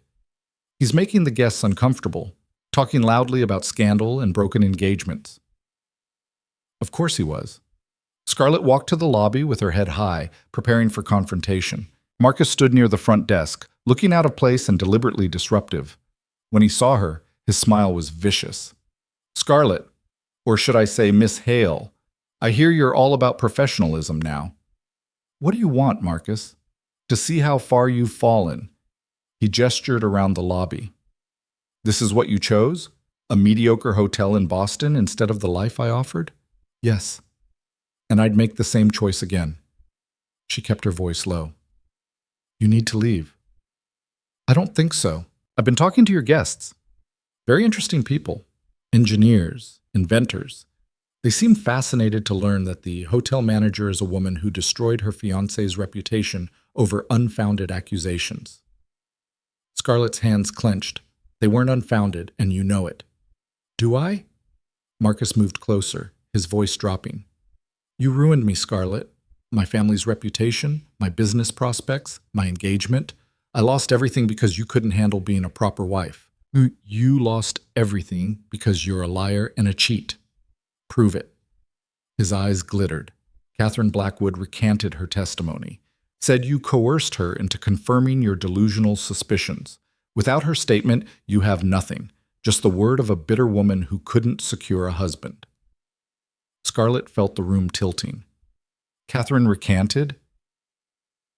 Her divorce is being contested. She needs to seem credible. Backing your story didn't help her case. Marcus smiled.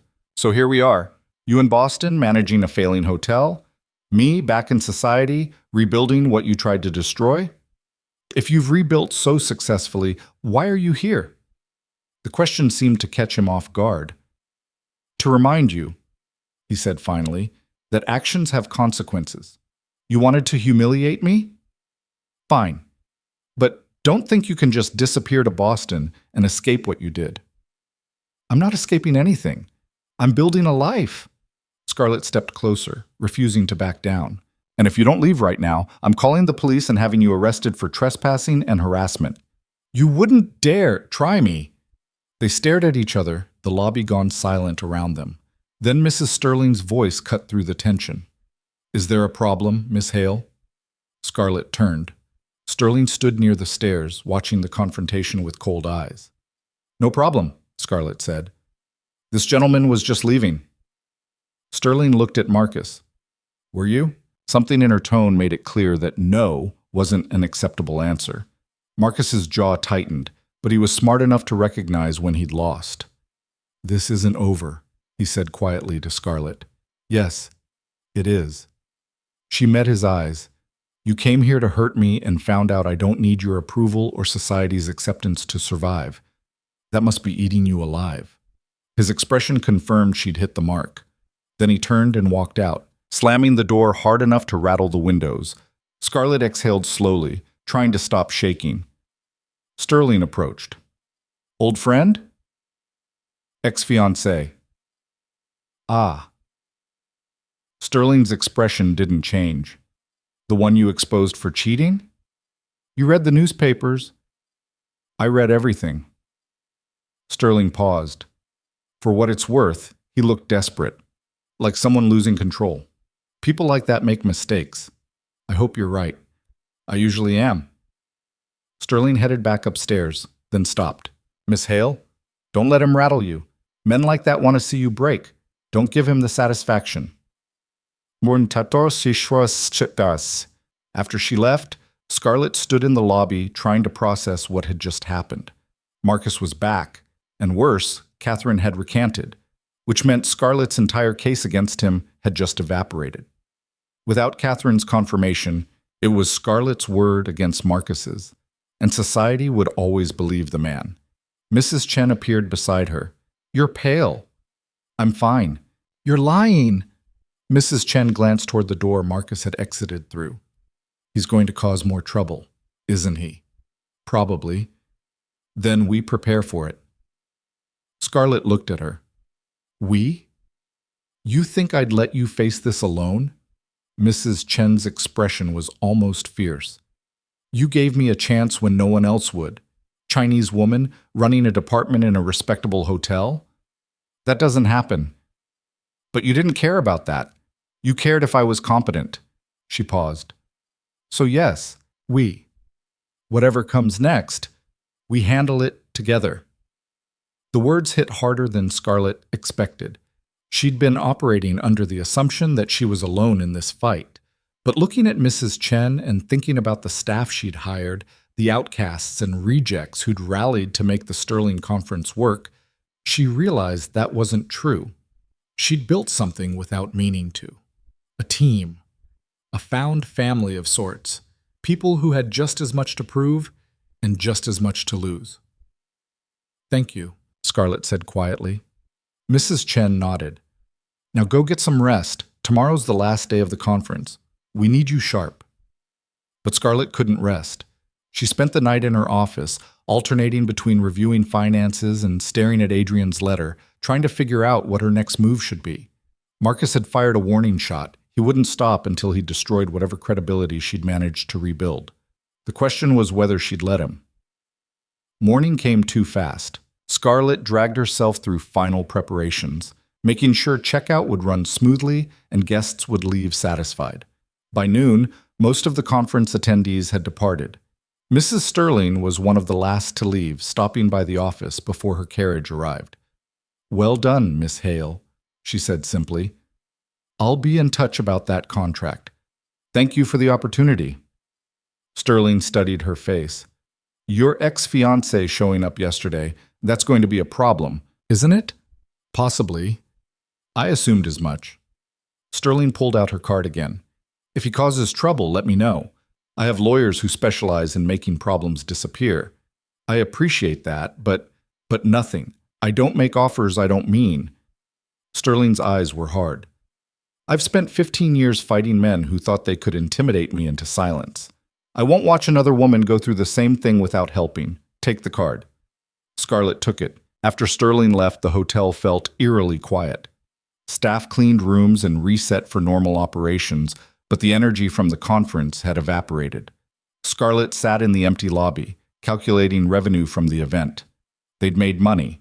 Not a fortune, but enough to cover repairs and keep operations running for another few months. It should have felt like victory. Instead, she felt exhausted and uncertain.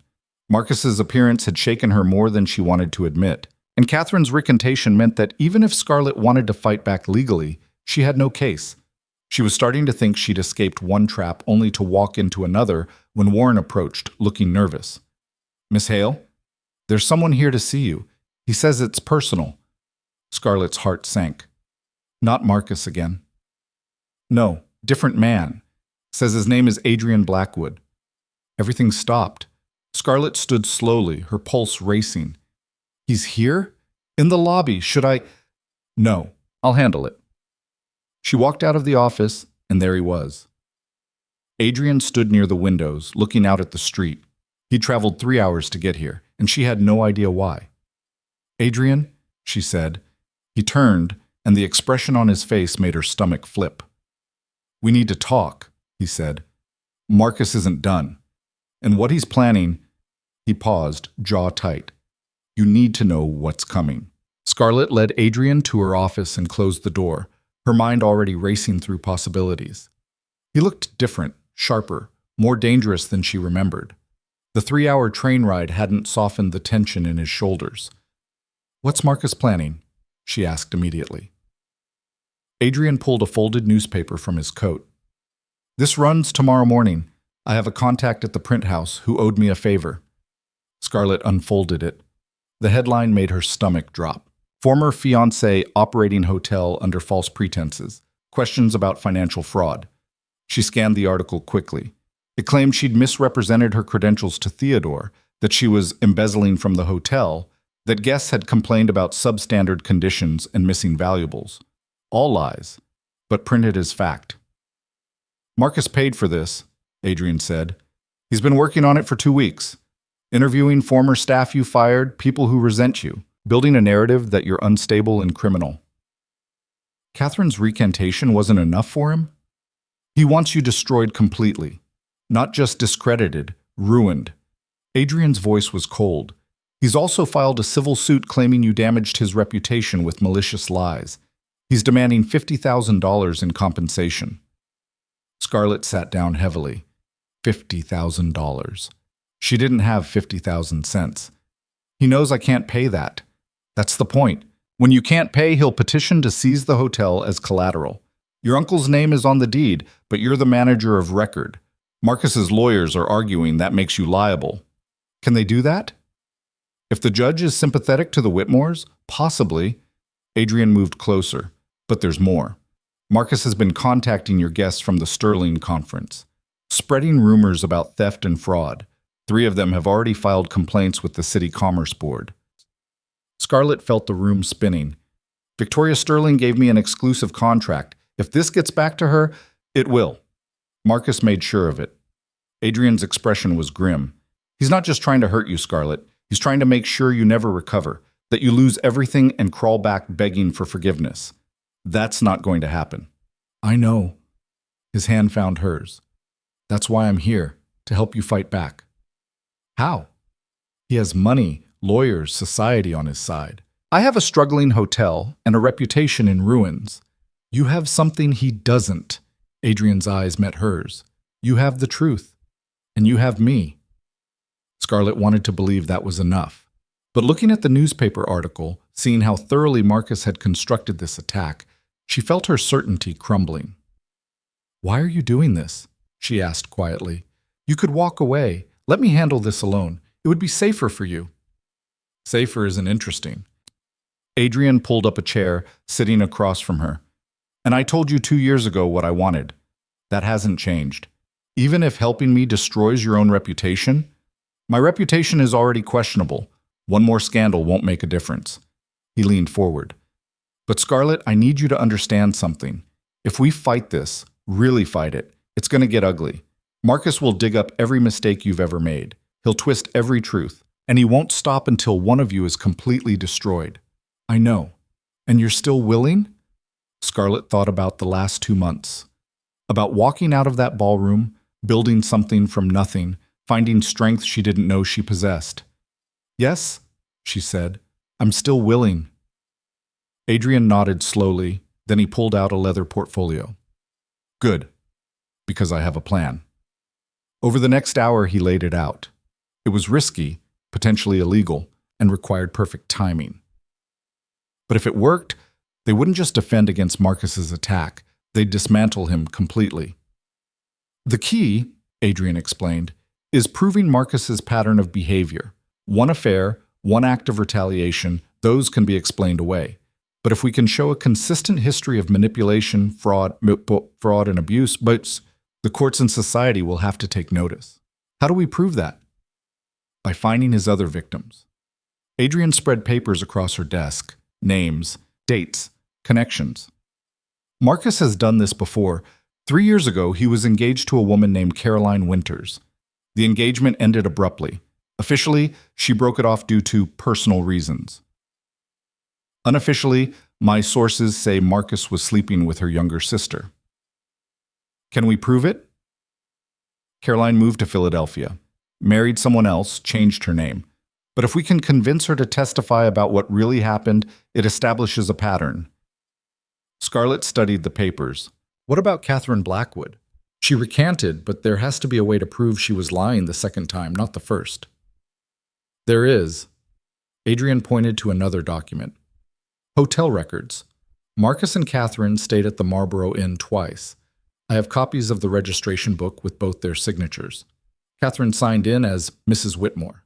That's fraud, potentially bigamy charges if we push it. She'll claim it's a mistake.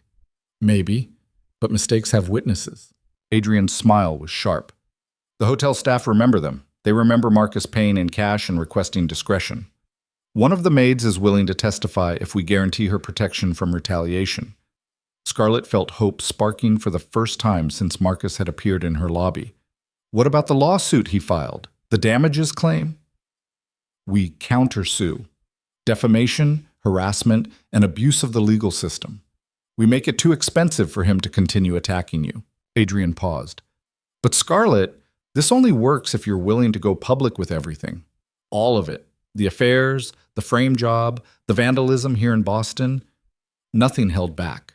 That means more scandal, more newspapers calling me vindictive and hysterical. Yes, but it also means the truth comes out completely. No more half measures. His eyes searched hers. Can you handle that? Scarlett thought about Mrs. Sterling's offer of legal help, about Mrs. Chen's loyalty, about the staff she'd hired, people who'd taken a chance on an unproven manager because they needed someone to believe in them.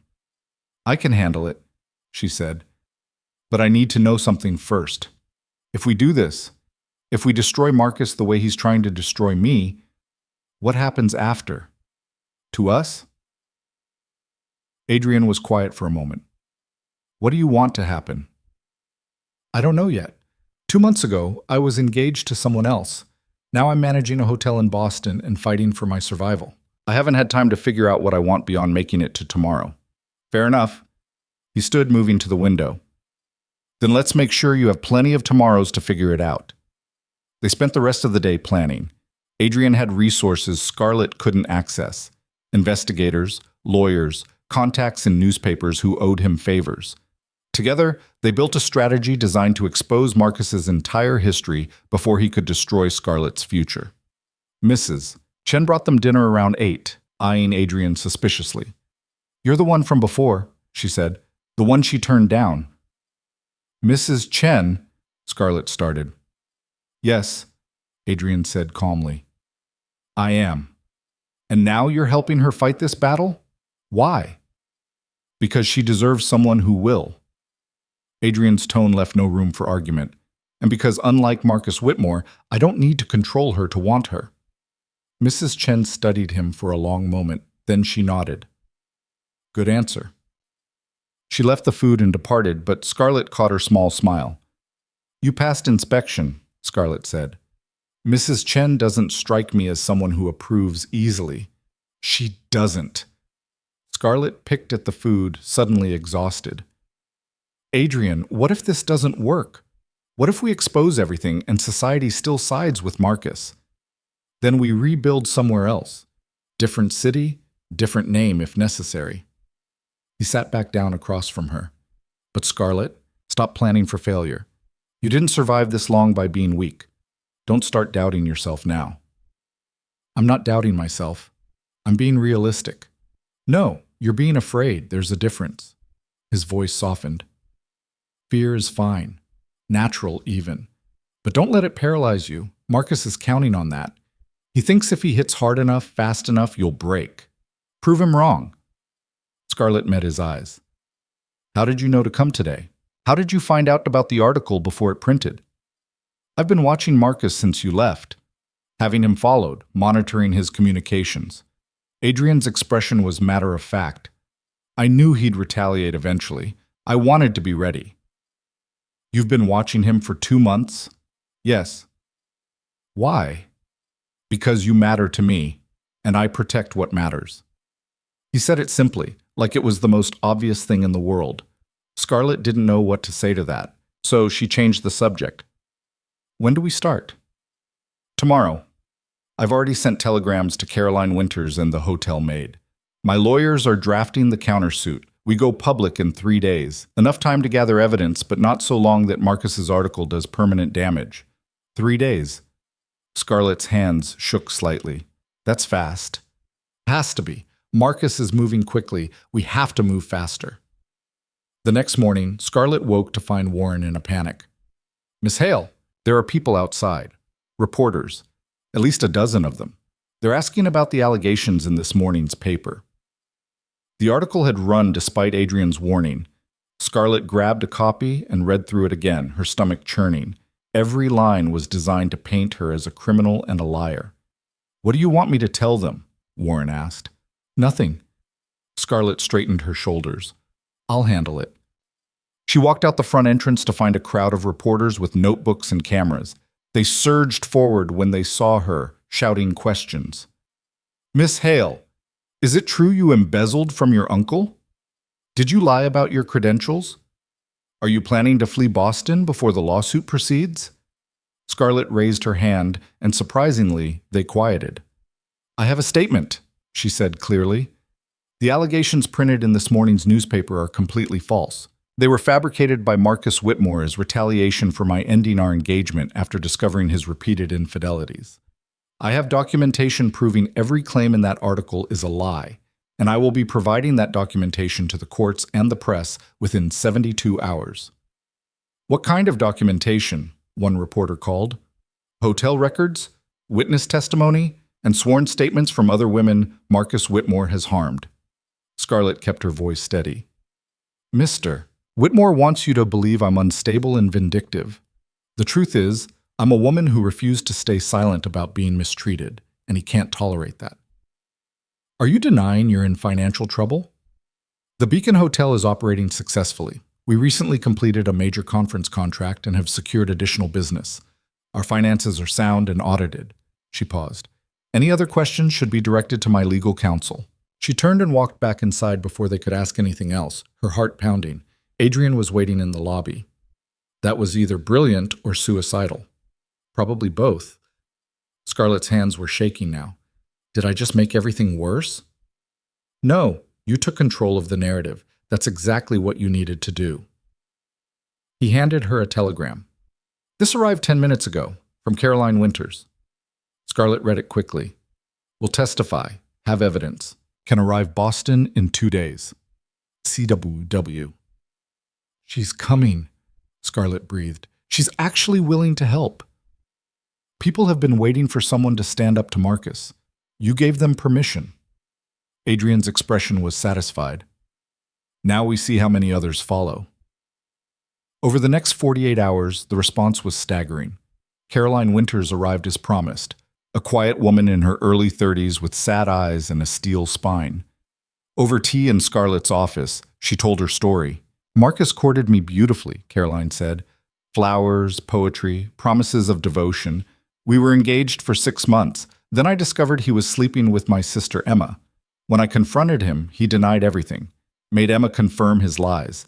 Then he broke our engagement publicly and spread rumors that I was mentally unstable. Why didn't you fight back? Scarlett asked gently. Because I was 21 and terrified. My family sided with Marcus, said I was causing drama over nothing. Emma married someone else and won't speak to me. Caroline's voice hardened. But I've spent 3 years watching him do the same thing to other women. When I read about what he did to you, I realized someone finally had the courage to say no. I want to help. It won't be easy. He'll attack your credibility. Let him try. I kept letters, proof of the affair, proof of his lies. Caroline met her eyes. I'm done being silent. The hotel maid, a young woman named Sarah, arrived that afternoon with her testimony. She'd seen Marcus and Catherine together multiple times, had been paid to keep quiet, and was now willing to swear to it in court. He gave me $50 to forget what I saw, Sarah said. Told me if I talked, he'd make sure I never worked in this city again.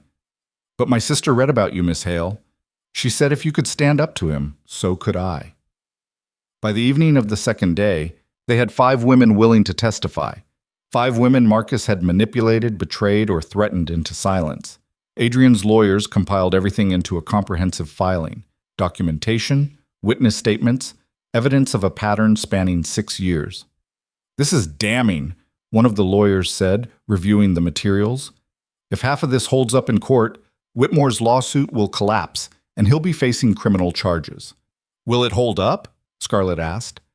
With these witnesses? Absolutely. The question is whether they'll all hold firm under cross-examination. Scarlett looked at Caroline, at Sarah, at the other women gathered in her office. They looked scared but determined. They'll hold, she said with certainty. On the 3rd day, they went public. Adrian's newspaper contacts ran the story simultaneously in 3 major papers. Pattern of abuse revealed. Multiple women accuse Marcus Whitmore of manipulation and fraud. The articles included Caroline's testimony, the hotel records, Sarah's statement, and Scarlett's formal countersuit for defamation and harassment. The response was immediate and explosive.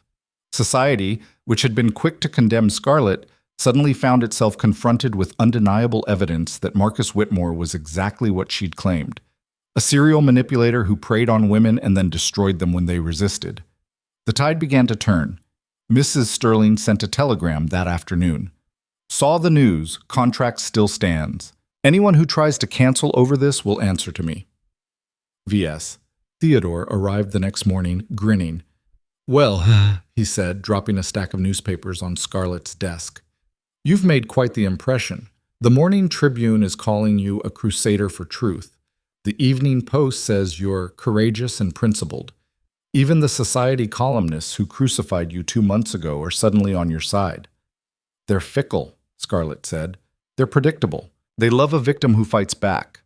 Theodore's expression turned serious. But Scarlett, Marcus isn't done. His family has power and money. They're going to come at you hard. Let them. I have evidence, I have witnesses, and I'm not backing down. Good. He stood. Because I just received word that Judge Morrison is personally overseeing the lawsuit, and he's not happy about false allegations clogging up his courtroom.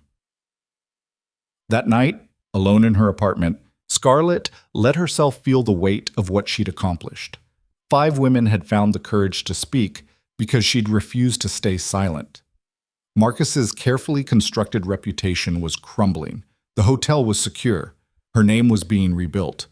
But she was also exhausted, scared, and uncertain about what came next. A knock on her door interrupted her thoughts. Adrian stood in the hallway, holding a bottle of wine. "Thought you might need this," he said. She let him in.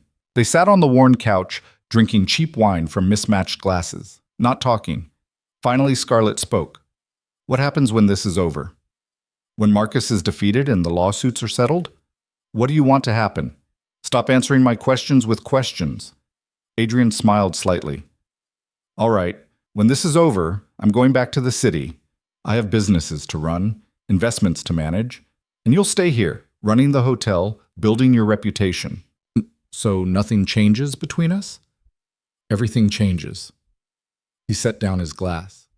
2 years ago, you weren't ready for what I was offering. You needed to find your own strength first. Now you have. The question is whether you still want what I'm offering. Which is? Partnership. Not possession, not control. Partnership between equals. His eyes met hers. "I don't want a wife who'll smile and agree with everything I say. I want someone who'll challenge me, stand beside me, build something together. That's what I offered before. That's what I'm offering now." Scarlett's heart was pounding. "And if I'm not ready yet? If I need more time to figure out who I am outside of scandal and survival? Then take it. I've waited 2 years. I can wait longer." Adrian's voice was quiet but absolute. "But Scarlett, stop thinking you need to have everything figured out before you make a choice. Life doesn't work that way. You make the choice and figure it out as you go."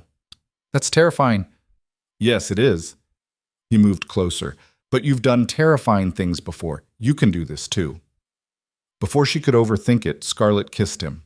It wasn't desperate or uncertain like before. This time, it was a choice made with full awareness of what it meant.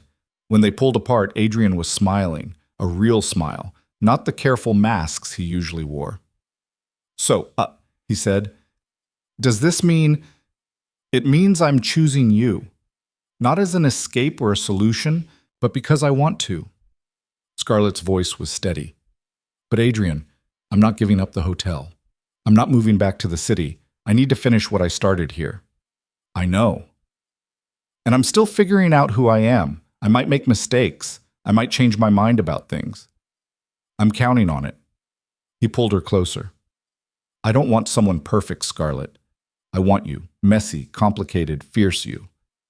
They spent the night talking, planning, imagining a future that wasn't defined by scandal or survival, but by choices they made together. The court date arrived 2 weeks later. Marcus's lawsuit was heard first. His lawyers presented their case, claiming emotional distress, reputation damage, lost business opportunities. They called witnesses who testified to Marcus's good character and Scarlett's unstable behavior. Then it was Scarlett's turn. Her lawyers presented the evidence methodically. Caroline's testimony about the affair with her sister, Sarah's statement about the hotel encounters, the registration books proving fraud, letters, receipts, witness accounts, a mountain of documentation showing Marcus's pattern of manipulation. Marcus's lawyers tried to discredit the witnesses. They claimed Caroline was bitter, Sarah was paid to lie, the evidence was fabricated. But Caroline held firm. So did Sarah. So did every other woman who testified. And when Judge Morrison asked Scarlett directly why she'd exposed Marcus's infidelity so publicly, she answered without hesitation. Because staying silent would have destroyed me. Because I refused to let him keep hurting people with no consequences. And because someone had to be first, had to show other women that speaking the truth, even when it's costly, is worth it. The courtroom was silent. Judge Morrison studied her for a long moment. Then he turned to Marcus. Mr. Whitmore, I've reviewed the evidence presented by both sides. The documentation of your behavior is overwhelming. The pattern of manipulation, infidelity, and retaliation is undeniable. His voice hardened. Your lawsuit is dismissed. Furthermore, I'm awarding Miss Hale damages for defamation and harassment in the amount of $10,000. Marcus's face went white. Your Honor, I'm not finished. I'm also recommending the district attorney investigate potential fraud charges related to your activities at the Marlborough Inn. Court adjourned.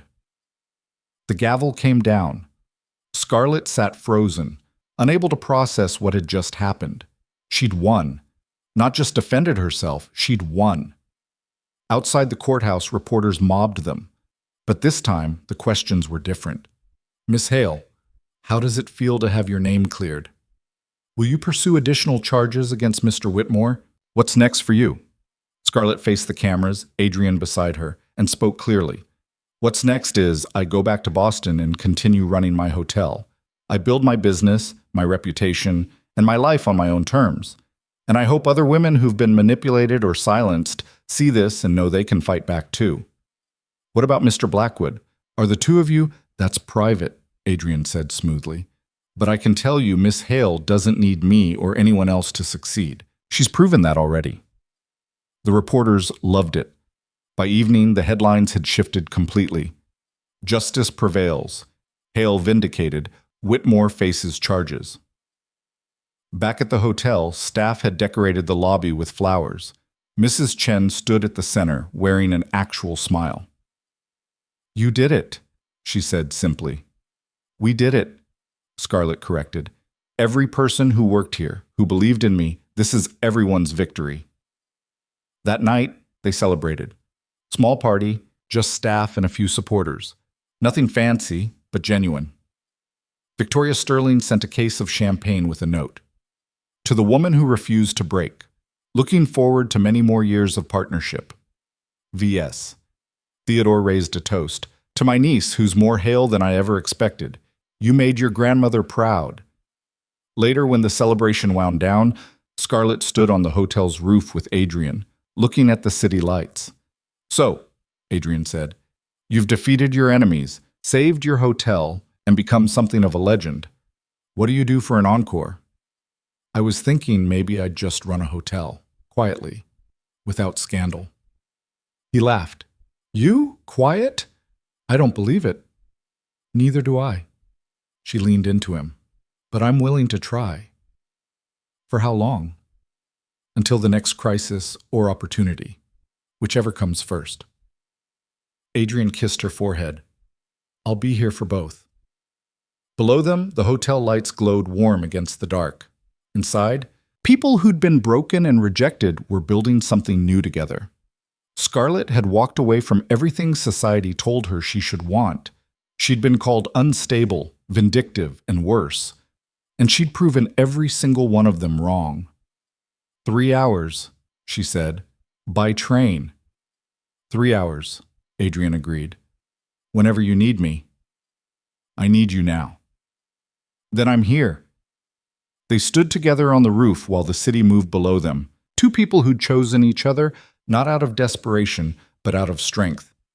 And for the first time in her life, Scarlett Hale felt like she was exactly where she was supposed to be. The months that followed the trial should have been peaceful. They weren't. Marcus's family refused to accept defeat quietly. His father hired new lawyers, filed appeals, and launched a whisper campaign suggesting Judge Morrison had been bribed. The stories were absurd. Anyone who knew Morrison understood he couldn't be bought. But enough people repeated them that damage lingered. Scarlett watched it happen from Boston, monitoring reports through Adrian's network and occasional newspaper clippings Eleanor still sent. They're desperate, Adrian said during one of his weekly visits. He'd kept his promise, 3 hours by train every Friday evening. Desperate people make mistakes. They're also dangerous. Scarlett handed him tea in her small apartment above the hotel. 6 months in Boston, and she still hadn't bothered decorating much. The space was functional, nothing more. What if they succeed in overturning the ruling? They won't. Morrison's judgment was airtight. Adrian settled into the worn chair by the window. But even if they did, you've already won the part that matters. Society knows the truth now. Your hotel is thriving. You've built something Marcus can't touch. He was right about the hotel. The Sterling contract had led to others, a manufacturing company's quarterly meetings, a medical association's annual conference, steady bookings from business travelers who appreciated quality service without pretension. The Beacon wasn't fancy, but it had become known for reliability, and Scarlett had discovered she was good at this, managing people, solving problems, building systems that actually worked. Mrs. Chen knocked on the doorframe. "Miss Hale? Sorry to interrupt. There's someone downstairs asking for you, says she's family." Scarlett's stomach tightened. What kind of family? Your mother. The words hit like cold water. Scarlett hadn't spoken to her mother since the disownment letter 6 months ago. Hadn't expected to ever speak to her again. "Do you want me to send her away?" Adrian asked quietly. Scarlett considered it. Then curiosity, and something harder to name, made her shake her head. "No, I'll see what she wants." Her mother waited in the lobby, looking out of place among the worn furniture and practical decor. She'd aged since Scarlett last saw her. New lines around her mouth, gray threading through hair that had always been meticulously dyed. "Mother?" Scarlett said, keeping her voice neutral. "Scarlett." Her mother's voice was stiff. "You look, well?" "I am well. What do you want?" No pleasantries, no pretense. They were past that. Her mother glanced around the lobby, and Scarlett saw the judgment in her eyes. This shabby hotel compared to the life she'd expected her daughter to have. "I came to apologize," her mother said finally. Scarlett almost laughed. "Apologize? For which part? Disowning me? Letting Marcus and his father plant evidence in my room? Choosing your social standing over your daughter?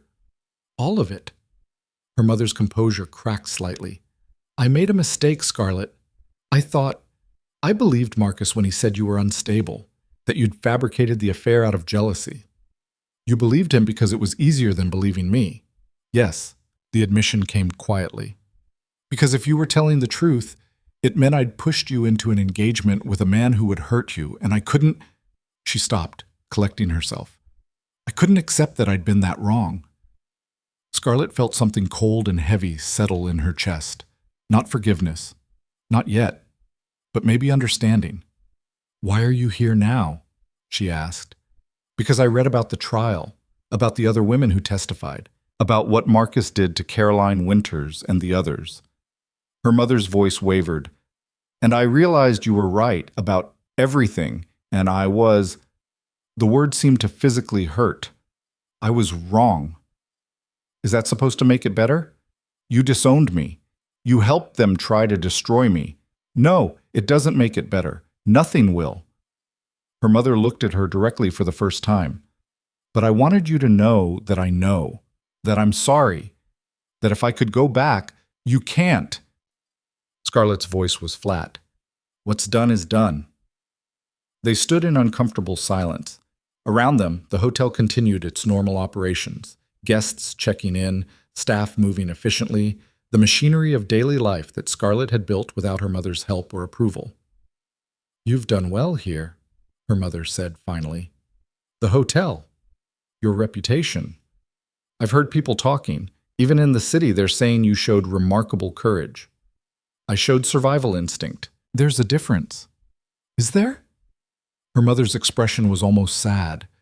"Scarlett, I know I have no right to ask for your forgiveness, but I want you to know, I'm proud of you.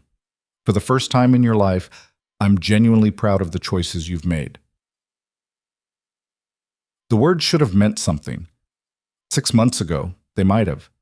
But Scarlett had spent too long building a life that didn't require her mother's approval to care now. "Thank you for coming," she said, not unkindly. But I don't think we have anything else to say to each other. Her mother nodded slowly. If you ever want to talk, if you ever need, I won't. Scarlett met her eyes. I have everything I need here, people who supported me when it mattered, a business I built myself, a future that's mine. I don't need what you're offering. I understand. Her mother moved toward the door, then paused. Your grandmother would have been proud too. She always said you were more like her than like me. I never understood what she meant until now. Then she left, and Scarlett stood alone in the lobby, feeling oddly hollow. Adrian appeared beside her. You all right? I don't know. She watched her mother's carriage disappear. I thought I'd feel something. Anger, satisfaction, vindication, but I just feel tired? Empty. She turned to face him. Is that normal? Your mother apologizes and you feel nothing? You've spent 6 months learning to live without her approval. That doesn't just switch off because she shows up with regrets. Adrian's hand found hers. Give it time. The feeling, whatever it is, will come when it's ready. Maybe, but Scarlett wasn't sure she wanted those feelings back. 2 weeks later, a different visitor arrived. Marcus himself, looking worse than Scarlett had ever seen him. Thinner, haggard, with the desperate edge of someone watching his world collapse. Warren tried to stop him at the front desk, but Marcus pushed past. I need to talk to Scarlett, he said loudly enough that guests looked up from their newspapers. Scarlett emerged from her office, Mrs. Chen right behind her. You need to leave, Scarlett said calmly. You're trespassing. I'm here to apologize. Marcus's voice was raw. Please, just 5 minutes. You had me falsely arrested. You tried to destroy my reputation and my business. You sued me for $50,000. Scarlett kept her voice level. Why would I give you 5 seconds, let alone 5 minutes? Because I'm asking. Because I was wrong. Because his composure broke. Because I've lost everything and you're the only one who might understand what that feels like.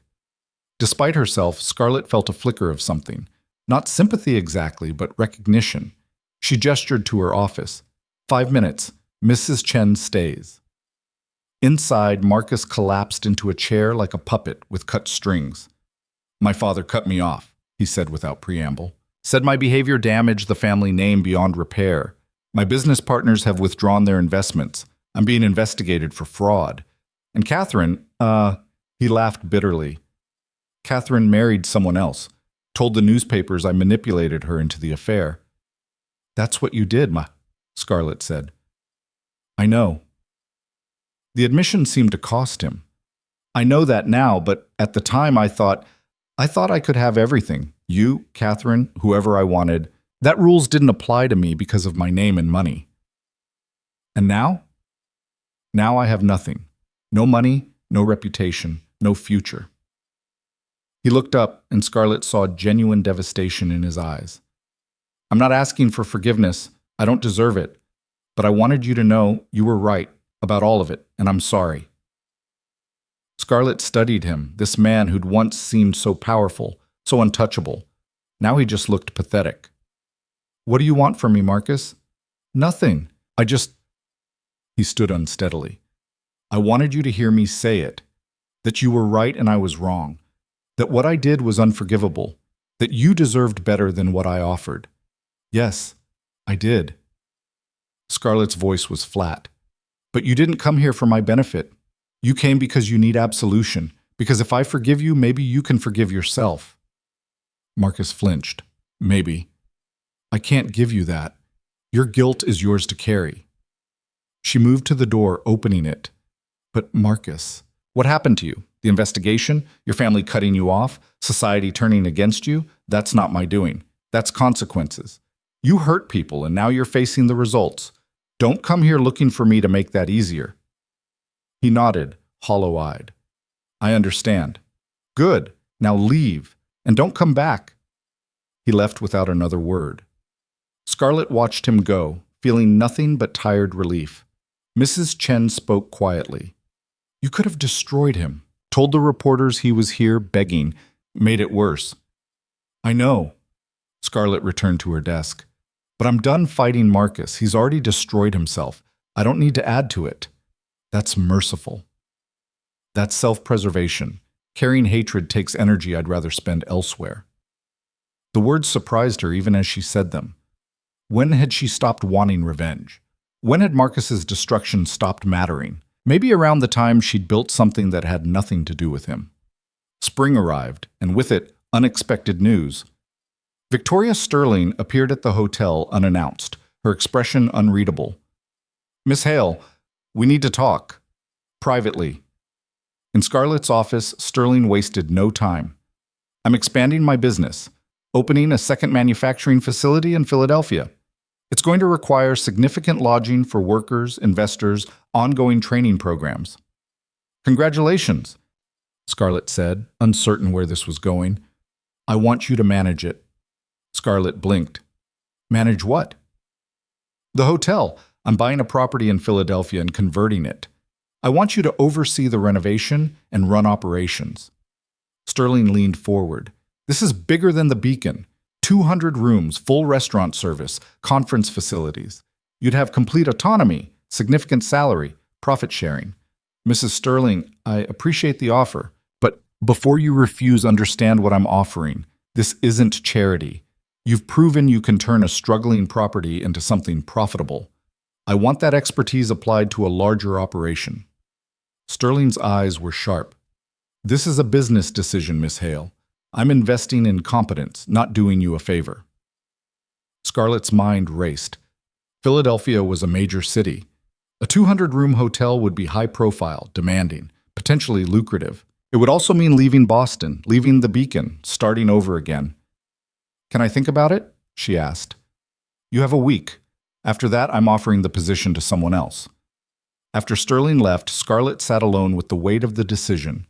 Adrian found her there hours later, staring at nothing. "What's wrong?" he asked. She told him about Sterling's offer, about Philadelphia and the new hotel, and the opportunity that felt both exciting and terrifying. "What do you want to do?" Adrian asked. "I don't know. The Beacon is stable now. I have staff I trust, systems that work. It feels wrong to leave. Because you've built something here. That's hard to walk away from. But it's also..." Scarlett struggled to articulate it. "It's a bigger opportunity, a chance to prove I can do this on a larger scale. And part of me wants that, wants to see how far I can actually go." Adrian was quiet for a moment. "Then take it." "Just like that?" "Just like that." He moved to sit beside her. "Scarlett, you didn't rebuild your life just to play it safe. You took risks before. They worked. Why stop now? Because what if I fail? What if a 200-room hotel is beyond my capability? Then you fail and figure it out, same as you did here." His hand found hers. "But I don't think you will. I think you'll turn that Philadelphia hotel into something remarkable, and I think you know it too. Philadelphia is farther than Boston. 4 hours by train instead of 3. So we'll adjust." Adrian's voice was matter-of-fact. "I have business in Philadelphia anyway. I could relocate some operations there, make it 2 hours by train instead of 4. Scarlett looked at him. "You'd relocate your business so we could be closer?" "I'd relocate my business because it makes financial sense and because I want to be near you, in that order." He smiled slightly. "Don't make this into some grand romantic gesture. I'm being practical." "You're being practical about following me to Philadelphia?" "Yes. Is that so hard to believe?" Maybe 6 months ago, it would have been. But Scarlett was learning that Adrian's version of love looked like logistics and calculated decisions, not flowers and poetry. And she was discovering she preferred it that way. "What about the Beacon?" she asked. "I can't just abandon it." "Promote Mrs. Chen. She's been doing half the job anyway." Adrian's tone suggested he'd already thought this through. "Train her for 3 months. Make sure she's ready, then hand over management. Uncle Theodore keeps the ownership. Mrs. Chen runs daily operations. You move on to bigger things." It made sense. It made too much sense. "I'll talk to Mrs. Chen," Scarlett said finally. "See if she's interested." Mrs. Chen was more than interested. "About time you offered," she said when Scarlett brought it up. "I was wondering how long you'd keep doing everything yourself." "You want to manage the hotel?" "I've been managing this hotel since you hired me. You just didn't realize it." Mrs. Chen's expression was dry.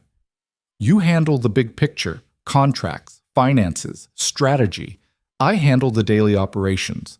If you leave, I keep doing what I'm already doing, just with a title and better pay. You make it sound simple. It is simple. You're making it complicated." Mrs. Chen poured tea. "Miss Hale, you've proven you can run a hotel. Now go prove you can run a bigger one. Stop second-guessing yourself." Over the next week, Scarlett talked to everyone whose opinion mattered. Theodore thought it was a smart move. Eleanor sent an enthusiastic letter from the city. Even Caroline Winters, who'd stayed in touch after the trial, wrote encouraging her to take the opportunity. The only person who didn't weigh in was Scarlett herself. She kept circling the decision, unable to commit. Finally, Adrian confronted her about it.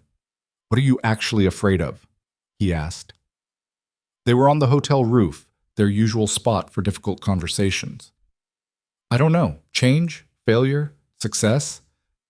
Those are all just words, Scarlett. What's the real fear?" She was quiet for a long time, then, "That I'll get there and realize I don't know what I'm doing. That I only succeeded here because the beacon was small enough to control. That on a bigger scale, I'll be exposed as someone who's just pretending to be competent."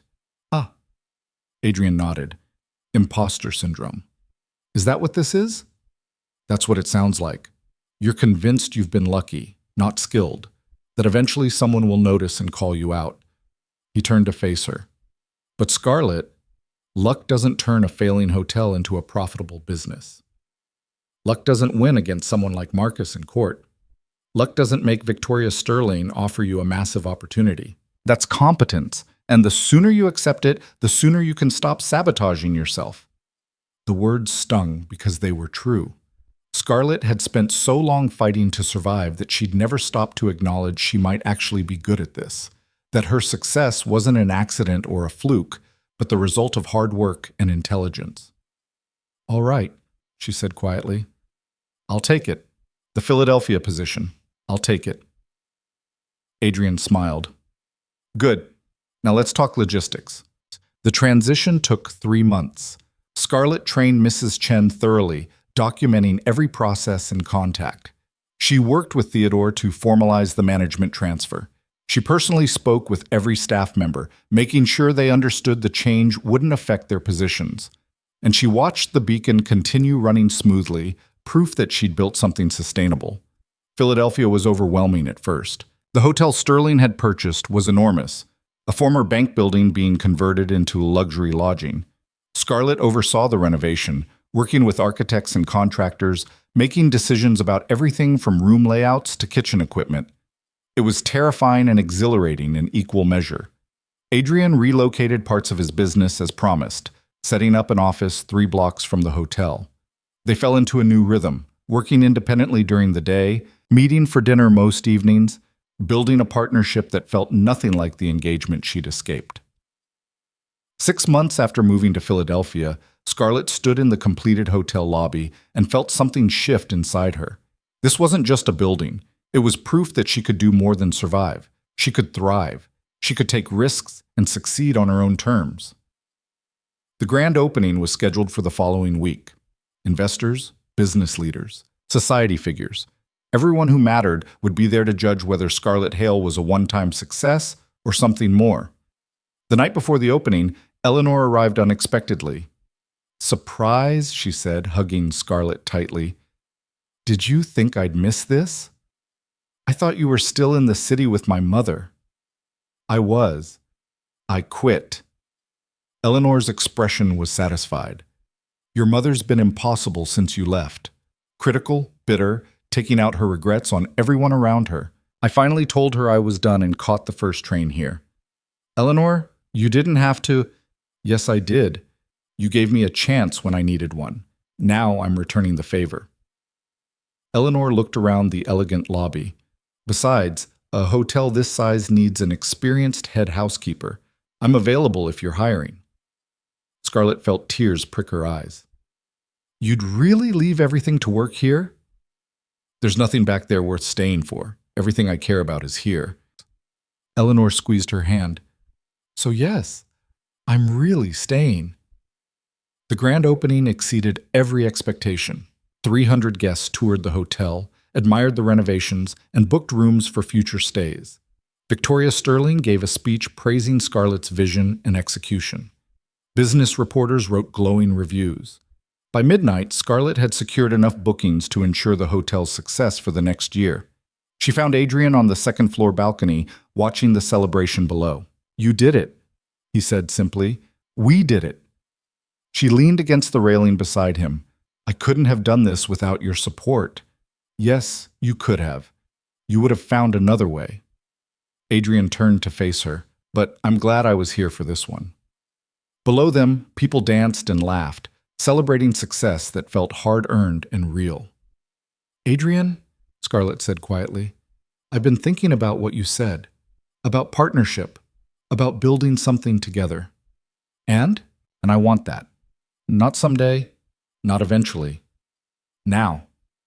She met his eyes. "I want to marry you, not because I need saving or security, but because I choose you. Because you've proven you'll stand beside me, not try to control me. Because—" He kissed her before she could finish, and when they pulled apart, he was actually smiling. "Is that a yes?" Scarlett asked. "That's a definitely yes." Adrian pulled out a small box. "I've been carrying this for 6 months, waiting for you to be ready." Inside was a ring, simple, elegant, nothing like the ostentatious diamond Marcus had given her. "It's perfect," she said. "Good. Because unlike last time, I'm not taking it back if you get cold feet." Scarlett laughed. "I won't. I'm done running from things that scare me. Even marriage? Especially marriage. To you." She let him slide the ring onto her finger. "When do you want to do this?" "Whenever you want. Tomorrow, next year, whenever you're ready." "How about summer? Small ceremony, just people who matter. No society spectacle." "Sounds perfect." They stood together watching the party below, two people who'd found each other through scandal and survival and chosen to stay through everything that followed. The wedding happened 3 months later, exactly as planned. Small ceremony in a Philadelphia courthouse. Theodore walked Scarlett down the aisle. Eleanor stood as her witness. Mrs. Chen traveled from Boston. Caroline Winters came from Philadelphia with her new fiancé, a quiet professor who treated her gently. No society figures, no newspaper reporters, no spectacle. Just the people who'd supported Scarlett when it mattered. When the magistrate pronounced them married, Adrian kissed her like he'd been waiting his entire life for permission. "Mrs. Blackwood," he said against her lips. "Miss Hale professionally," she corrected. "I'm keeping my name for business." "Of course you are." He didn't sound surprised. "Wouldn't expect anything less." The reception was held at the hotel, Scarlett's hotel, still strange to think about, with music and dancing and the kind of joy that came from celebrating something real. Theodore gave a toast. "To my niece, who proved that walking away from the wrong future is the bravest thing you can do, and to her husband, who was smart enough to wait until she was ready." Eleanor added her own. "To the woman who taught me that loyalty is earned, not expected, and that sometimes the family you choose is stronger than the one you're born into." Victoria Sterling stood last. To Scarlett Hale, who turned scandal into strength and showed an entire generation of women that we don't need permission to build the lives we want. May your success continue to terrify people who think women should stay quiet. Later, when the party wound down and guests departed, Scarlett and Adrian stood in the empty ballroom.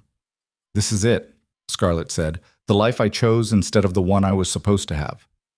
Any regrets?" She thought about everything that had led here, the broken engagement, the public humiliation, the months of struggle and uncertainty, the fight to prove herself, the risk of starting over, the constant pressure to fail. "None," she said honestly. "Not a single one." "Good." Adrian pulled her close. "Because we're just getting started." And he was right. Over the next 5 years, Scarlett expanded her hotel business, 3 properties in major cities, each one profitable and well-regarded. She became known as someone who could turn struggling establishments into success stories. Adrian's businesses grew alongside hers. They became partners in more than just marriage, collaborating on ventures, supporting each other's ambitions, building an empire neither could have managed alone. Marcus disappeared from society entirely. Last anyone heard, he'd moved west, trying to start over where his reputation couldn't follow. Scarlett occasionally wondered if he'd found peace, but not often. He was part of a past she'd moved beyond. Her mother never apologized again, but she did send a letter on Scarlett's 30th birthday. I was wrong about everything that mattered. I hope someday you can forgive me. Mother. Scarlett filed it away, unopened. Maybe someday she'd be ready to read it. Maybe not. Either way, it was her choice. The biggest surprise came 2 years after the wedding. Scarlett discovered she was pregnant. She told Adrian over dinner in their Philadelphia townhouse, a home they'd bought together, decorated together, filled with pieces of their combined lives. Are you happy about it? He asked carefully. Terrified, she admitted. But yes, happy. She paused. Are you? Terrified and happy, same as everything else we've done. Adrian's hand found hers across the table. We'll figure it out. We always do. Their daughter was born the following spring, a healthy baby with Scarlett's dark hair and Adrian's intense eyes. They named her Eleanor, after the woman who'd stood by Scarlett when no one else would. Holding her daughter for the first time, Scarlett felt something profound shift. This child would grow up knowing she could choose her own path, that she didn't need to marry for security or stay silent to avoid scandal, that strength came from making hard choices and living with the consequences. What are you thinking? Adrian asked, watching her with the baby. That I want to be the kind of mother who teaches her to be brave instead of obedient, who shows her that power isn't given, it's taken, that she can build whatever life she wants, even if it scares everyone around her. She's lucky to have you as a mother. We'll see. Ask me again when she's 16 and rebelling.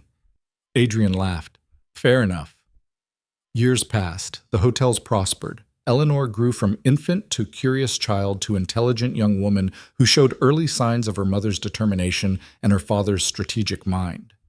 On Eleanor's 10th birthday, Scarlett took her to Boston, to the Beacon Hotel, still operating successfully under Mrs. Chen's management. This is where I started, Scarlett told her daughter, where I learned that I could survive on my own, build something from nothing.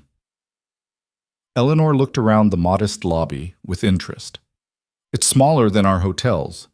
Yes, but it's important, because this is where I proved to myself that I was strong enough to choose my own life instead of accepting the one other people planned for me.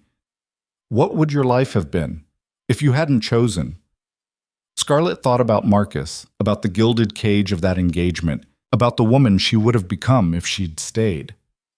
Smaller, she said finally. Quieter. Safer, maybe. But definitely smaller. I'm glad you chose this instead, Eleanor said seriously. Me too, sweetheart. Me too. They returned to Philadelphia that evening. Adrian met them at the station, and they walked home together. A family built on choice rather than obligation, strength rather than convenience. That night, after Eleanor was in bed, Scarlett and Adrian sat in their study, reviewing business reports and discussing expansion plans. The Baltimore property is available, Adrian mentioned. It would be a significant investment, but the location is ideal. I'll look at the numbers tomorrow. Scarlett made a note. What about your shipping interests? Still thinking about expanding to the West Coast? Considering it depends on several factors. They worked in comfortable silence, the kind that came from years of partnership and genuine understanding. Eventually, Adrian set down his papers. Scarlett? Do you ever think about what would have happened if you'd made different choices? If you'd stayed with Marcus or never come to Boston? Scarlett considered the question seriously. Sometimes. Usually when I'm exhausted or something's gone wrong. But Adrian, even in those moments, I can't imagine actually wanting that life. It would have destroyed me slowly instead of quickly. At least this way, I got to destroy the cage before it finished closing. No regrets then? Just one. She looked up at him. I regret not seeing my own strength sooner, not trusting myself enough to make these choices years earlier, but that's it. Everything else, even the painful parts, made me who I am. Someone formidable. Someone free, she corrected. Formidable is just a side effect. Adrian smiled, the genuine expression he saved for private moments. I love you. Have I mentioned that recently? Not in the last few hours. Scarlett moved to his chair, settling in his lap despite the impropriety. Feel free to repeat it. I love you, your strength, your stubbornness, your absolute refusal to be controlled. His arms came around her. You're the most remarkable person I've ever known. Flattery will get you everywhere. I certainly hope so. They sat together in the quiet house, two people who'd chosen each other despite society's expectations and built something that couldn't be broken by scandal or judgment. Outside, Philadelphia moved through its evening rhythms. Inside, Scarlett felt the deep satisfaction of a life lived on her own terms. She'd walked away from everything society said she should want: status, security, approval. She'd been called unstable, vindictive, scandalous. She'd been disowned, sued, attacked from every angle, and she'd survived it all. More than survived, she'd thrived. The woman who'd stood in that ballroom 2 years ago, ending her engagement in front of hundreds of witnesses, had been terrified but determined. The woman who'd arrived in Boston with nothing but Theodore's offer and her own grit had been uncertain but unwilling to quit. Now, sitting in a home she'd bought with money she'd earned, married to a man who saw her as an equal, raising a daughter who'd never know what it meant to be powerless. Now, Scarlett finally understood what her grandmother had meant. Real power isn't given, it's taken. And she'd taken hers piece by piece, choice by choice, until it became something no one could steal. Years later, when historians wrote about the evolution of women in business, they'd mentioned Scarlett Hale Blackwood as a pioneer. Someone who'd navigated scandal to build a hotel empire, who'd proven women could succeed in commerce without male protection. But the truth was simpler than that. Scarlett hadn't set out to be a pioneer or prove anything to society. She just refused to accept a life that would slowly kill her spirit. Everything else, the success, the hotels, the reputation, had followed from that single choice. To be herself completely, consequences be damned. And in the end, that was the only victory that mattered. She'd rewritten the rules of a world that tried to trap her. And in doing so, she'd shown everyone watching that they could do the same. One choice at a time. One brave decision after another. Until the cage broke and freedom became real.